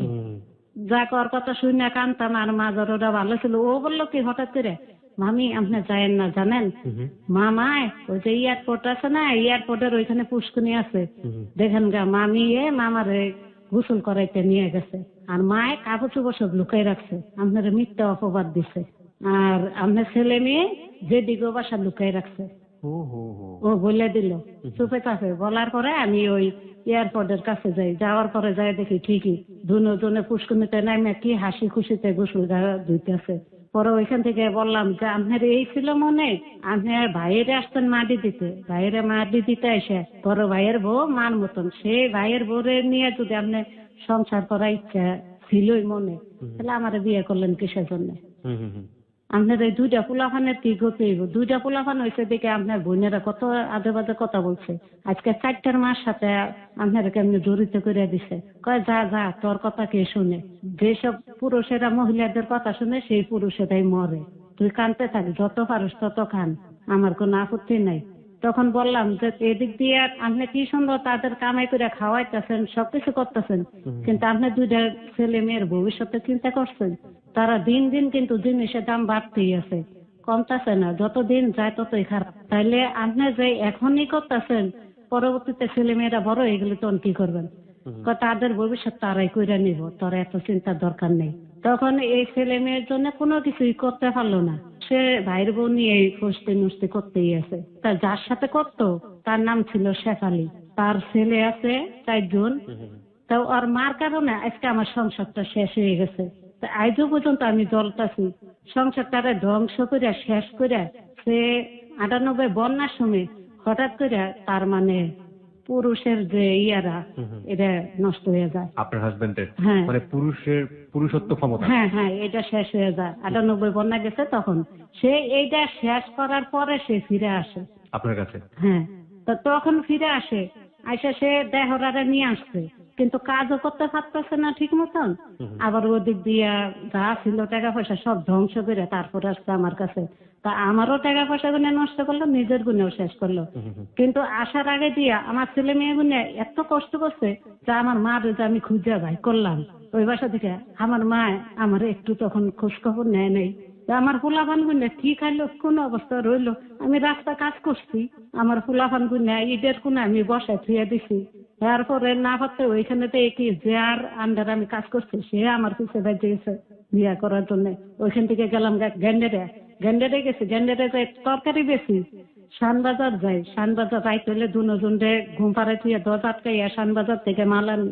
আবার কখন রানতে পারিনি, ধুয়ে টুয়ে সব গুজগাছ করে থুইয়া ঘুমিয়ে থাকতাম। সকালে ভোরে উঠা লাগতো, উঠে ফুলাফান কুইনারে থুইয়া তারপরে সব সাজাইয়া বেচতাম। এই ফুলাফান দুইটাই এমনও দিন গেছে, রাজমিনা মানুষে ভাত খালাই দিছে, এই ভাত পর্যন্ত টুকাইয়া খাইছে। এই ফুলাফান এত কষ্টে মানুষ হয়েছে লেখাপড়ার লেগে, এখন পর্যন্ত জান পরান দেয়, অথচ টাকার অভাবে পড়াশোনা করতে পারে না। আমার ছেলে বহুত কষ্টে, এই কষ্ট করে করে একটু একটু করে লেখাপড়া শিখাইছি, বাসা কাজ করে জানতে পারছি, এমনি বৃত্তি পর্যন্ত পাইছে, কেউ সাহায্য করে নাই। আর আজকে এই পোলাপান এত কষ্ট করে মানুষ করছে, সেই পোলাপান আজকে জায়গা সম্পত্তি নাই দেখে দূরে সরে গেছে। আমার কাছ থেকে 2টা মেয়ে দূরে সরে গেছে, আর খালি অপবাদ দেয়, সারা জীবন কি করছস, কোনো জায়গা নাই, কোনো বাড়িঘর নাই, কিছু নাই। আর ছেলে যে বিয়ে করাইলে তখন কাছে থাকতে পারে, এইটার ধারণা কি? আপনার মেয়ে আরেকটা হয়েছিল পরে? 2টা মেয়ে বললেন? হ্যাঁ, মেয়ে আরেকটা হয়েছিল পরে? হ্যাঁ, ওই যে ওই বোর কাছে যাইতো আবার আসতো, এইভাবে করে আরেকটা মেয়ে হয়েছিল। হ্যাঁ, এই 2 মেয়ে চলে গেছে আপনার কাছ থেকে? হ্যাঁ, বিয়ে হয়ে গেছে তাদের? তাদের বিয়ে হয়ে গেছে, কিন্তু দূরে সরে গেছে। একই কথা তাদের, যে একটা খুলনা থাকে, আরেকটা কুমিল্লা বিয়ে হয়েছে। তো একই কথা, কয় কি যে জায়গা নাই, বাড়িঘর নেই, কিছু নাই। বাড়িঘর করবো আমি কিভাবে? আমি কি ওদের বুকে নিয়ে যে আশ্রয় দিছি, এটাই তো বেশি, জায়গার আমি করবো কেমনি? আপনার ছেলে কি করছে এখন? ছেলে বর্তমানে ঘোড়াশালা একটা চাকরি করতো, খুব ভালো বেতনে, 12,000 টাকা বেতন পাইতো। কিন্তু আমাদের এই জীবন বাঁচানোর জন্য এইখানে চলে আসছে। ঘর ভাড়া দিতে পারি না, 3,500 টাকা ঘর ভাড়া দেওয়া লাগে, সব জিনিসের দাম, বাজার হাট করা লাগে, সময়তে হে কাজ করতে পারে না। এতে এইখানে চাকরিটা সাইডে এইখানে আবার কাজ নিছে, কিন্তু এইখানে বেতন কম, 4,500 টাকা বেতন। মানে আপনাদের সংসার এখন আপনার হাজবেন্ড, আপনি এবং আপনার ছেলে? হ্যাঁ, তাহলে এই 4,500 টাকা বেতনে তো আমাদের কিছু হয় না। আমার একটাই এখন কষ্ট কি, যে না পাইলাম মার আদর, না পাইলাম মার কাছে একটু সম্পত্তি, না পাইলাম যে এখানে বড় হইলাম তাদের আদর, তাদের কাছ থেকে কোনো দয়াও পাইলাম না। আমি একটু আপনার বর্তমান জায়গাটাতে আসতে চাই। সেটা হচ্ছে, আপনার ছেলে কি পর্যন্ত পড়াশোনা করেছে? ও বৃত্তি পরীক্ষা দিছে, দেওয়ার পরে তাইলে মনে হয় 8 পর্যন্ত, মানে শেষ ইয়ারা। বৃত্তি পরীক্ষা দেওয়ার পর আর কোনো পড়ে না, তারপরে আসলে না, এখন বর্তমানে উন্মুক্ত স্কুল মানে নাই, মুক্ত বিশ্ববিদ্যালয়ে পড়াশোনা করে। হ্যাঁ, এখন পড়তেছে এখনো। আচ্ছা, এই হচ্ছে আপনাদের বর্তমান অবস্থা। তো আপনি এই যে হ্যালো 8920 অনুষ্ঠানটা আপনি কি শোনার সুযোগ পান? হ্যাঁ, শুনি, সময়টা শুনি না, শরীরের অবস্থা ভালো না। মানে এই যে যদি আডি উঠে দাঁড়াই, তাহলে বেশিক্ষণ থাকতে পারি না। মানে একটু আডা চলা করলে আর একটু দাঁড়ানো থাকলেই আমার কেন যেন এই অপারেশনের পরে থেকে কি হয়েছে আমি বলতে পারি না। মানে সারা শরীর ব্যথা করে, প্রচুর ব্যথা, শরীরে হাত দিতে পারি না, ব্যথা ঠেলা মানে অসহ্য হয়ে যায়। দাঁতে কিরিমিরি দিই, চোখে দেখি না। তারপরে ভাতও খাইতে পারি না, যাওরেন যে আমার খাওয়া লাগে। মানে এই সমস্যাগুলো দেখা দিচ্ছে আমার। আপনি হ্যালো 8920 কেন আসলেন? এখানে আসার উদ্দেশ্য যে আজকে আমার ভাইটা যে হারাই গেছে, আমার ভাইটারে যেন আমি নিজে একজন হারাই যায়, তো আমি বুঝতে পারছি মার কি কষ্ট, যার জন্য আমি মা হয়েছি, আমি বুঝি। তাই আমার ভাই যত দূরেই থাকুক, যদি আল্লাহ পাক জীবিত অবস্থা রাখিয়া থাকে, যেখানে থাকুক, যদি এই কথাগুলো শুনে থাকে, আমার অনুরোধ, তার যদি মান অভিমান থেকে থাকে, সব ভুলে যেন সে আমার কাছে আসে। একটু মরার আগ দিয়ে আমি ভাইটারে দেখতে চাই, এবং কি আমার মার সাথে এসে একটু দেখা দেয়। আইসা যদি অবস্থা ভালো থাকে, আর্থিক অবস্থা, ওর কাছে আমি দাবি করি না, চোখের দেখার একটু দেখা যাক, আমরা দেখি যে ও সুখে আছে নাকি খারাপ জায়গা আছে। ওকে, প্রিয় শ্রোতা, আমরা এ পর্যায়ে তারা বানুর মা তার নিজের সন্তান সম্পর্কে কি বলছেন, চলুন আমরা একটু শুনি, তারপরে আমরা ফিরে আসছি। এবং আপনাদের সবাইকে আমরা বলছি যে, বিশেষ করে তারা বানু যে ভাইকে খুঁজছেন তাকে বলছি, আপনাকে তো দেখলে আপনার বোন এই মুহূর্তে চিনতে পারবে না, মাকে দেখলে তো চিনতে পারবেন। তো আপনার মায়ের একটা ছবি আমরা এই মুহূর্তে দিয়ে দিচ্ছি ফেসবুকে, এবং ওনার মায়ের ইন্টারভিউটা নিয়েছে আমাদের হ্যালো 8920 টিম মেম্বার শাকিল। আপনার মা কি বলেছে আপনার সম্পর্কে, চলুন আমরা একটু শুনি। হ্যালো, সালাম আলাইকুম। জি, হালিমা খাতুন বলছেন? জি, আমার নাম শাকিল, আমি এবিসি রেডিও থেকে বলছিলাম। আপনার মেয়ে তারা বানু, উনি আমাদের সাথে আছে, এই যে আপনি ওর সাথে কথা বলতে পারেন। হ্যালো, ওই তোমার কাছ থেকে তুমি কি এমনি বলতে পারো কিছু আমার জীবনে মানে ছোটবেলা কিভাবে আমি হারাইলাম, কিভাবে তোমার কাছ থেকে দূরে সরে গেছি, একটু বলো। জি, আপনি তো শুনলেন আপনার মেয়ে আমাদের সাথেই আছে। ও বলল যে আপনারা যখন ঢাকায় চলে আসেন আপনাদের গ্রাম থেকে, ওই যে স্টেশনে যখন ছিলেন আর কি, তেজগাঁও স্টেশনে আপনি খাবার আনতে গেলেন এবং তারপরে আপনার ছেলে মেয়ে আটকা পড়ে গেল একটা বাসাতে, এগুলো তো সবই সত্যি তাই না? হ্যাঁ ঠিকই। আচ্ছা, এরপরে কি ঘটছিল আপনি কি একটু বলবেন আমাদেরকে? মানে আমি যাই তো কান্দাকাটি করছি যে আমার ছেলে মেয়ে দিয়েছে খেলা করে না, আজ আমাদের আমি কাজ সেরকম ঘরে খাইয়ে দিয়ে কান্দাই করে আমরা গ্রামের কাছে ফিরত যাবো শেষে এই কথা শুনছি। তারপর ওদেরকে রেখে আপনি চলে এলেন। হ্যাঁ আচ্ছা, তখন যে ওদেরকে কষ্ট দেওয়া হতো এই সম্পর্কে আপনি জানতেন? আপনার ছেলের উপরে ওরা যে অত্যাচার করতো আপনার মেয়ের উপরে? দিয়ে বলছে যে আমার এইরকম করে মাছ দূর করে এইরকম করে গরম পানি ডালে সাবান গুলাইয়ে পায়জামা দেখালাইয়ে ওরে ধাক্কা দে, খুবই চেষ্টা করছি আমার মধ্যে। ওরা আপনাকে ফেরত দিত না? না, কি বলতো ওরা? বলতো যে তুমি যাও তো মেয়ে বিয়ে দেবি। আচ্ছা, যে আপনার ছেলে ছিল হাসমত, হাসমত হারিয়ে গেল, এরপর থেকে আপনি কি আপনার সন্তানের আর কোনো খোঁজ করেছেন কিংবা ওদের কাছে গিয়ে দাবি করেছেন আমার ছেলে হাসমত কোথায় গেল? আপনি কি ওদেরকে বলেছিলেন? হ্যাঁ বহুত পেয়েছি, আমার পয়সা ভয় দেয়ছে তাহলে তোমার এমপি থানা আছে, থানা দিদিকে দিদি তোমার ধরাই দিই। তারপরে আপনি চলে এলেন, আপনি কিছু করতেও পারেননি। একা একা কি করবো, অনেকদিন যাবত পেয়েছি এই ছেলে খুঁজে। আচ্ছা, হাসমত যে হারায় গেল, হাসমত হয়তো এই অনুষ্ঠানটা শুনতেছে, আপনি মা হিসেবে আপনার ছেলেকে কিছু বলতে চান? কোন তাহলে কোন বলবো, মনে করেন যে মায়ের কতটুক জ্বালানি আর পুরানি, এক ছেলে মারা গেছে আর এক ছেলে হারামি গেছে, মরার আগুন সহন যা, বেতার আগুন সহন যায় না। যখন মনে হয় তখন তো ঘুমো খায় না, দুনিয়াতে খাইনি। এখন আমি ঘরের দয়া যদি খায় ফিরে পাই না, বুঝলেন? আমার ছেলে আমার বুকে দেয় না, দিতে পারেন বাবা, তাহলে তো আমার বাচ্চা একটা খুশি হয়েছে। এই যে মায়ের আকুতি আমরা আসলে সবাইকে জানাতে চাই আমাদের এই হ্যালো 8920 এবং এবিসি রেডিওর প্ল্যাটফর্ম থেকে। তাকে যে নিয়ে যা মনে করে এমন ভালো মানুষ পাইনি। তো আমার ছেলে দেখছে আমার যে তুমি খারাপ লাগে এই তো আর কেউ দেখেন। যারা আপনার ছেলে মেয়েকে আটকে রেখে কষ্ট দিয়েছে এবং যাদের কারণে আপনার সন্তান হারিয়ে গেছে তাদেরকে আপনি কিছু বলতে চান? যে মালিক চলিয়েছে সেই মালিক মারা গেছে, তার ছেলে মেয়ে আছে, তারপর আপনি তাদেরকে কিছু বলতেও পারছেন না। বলবো কেমনে, তার ছেলে ঘরে তো আসছি নিজে। আচ্ছা, আপনার মেয়েও দাবি করতেছে তার ছোট ভাইকে যেন, হাসমতকে যেন আমরা ফিরে পেতে পারি। হ্যালো, হ্যাঁ জি, আমি শুনতে পাচ্ছি, বলেন। ওই আমার মায়ের কাছে তো হ্যাঁ বলো, কি বলবা? তুমি কাম করতে নিলে। হ্যাঁ কেন না, আমি তাদের কাছে আসার একটাই উদ্দেশ্য, আমার ভাই যেখানেই থাকুক এই গল্পটা দেশ বিদেশে সবাই শুনে। তা আমার ভাইও যদি ইনশাল্লাহ আল্লাহ পাক জীবিত রাখিয়ে থাকে, যে অঞ্চলেই থাকুক, ও যেন আমার সাথে কে তোমার সাথে যোগাযোগ করে, এটাই আমার আশা। ওরা মশাই আমার ছেলেরা না আমার বুক ঠান্ডা করে দিবে, নানা ঘরে বুক আল্লাহ তাল্লাহ ঠান্ডা করে।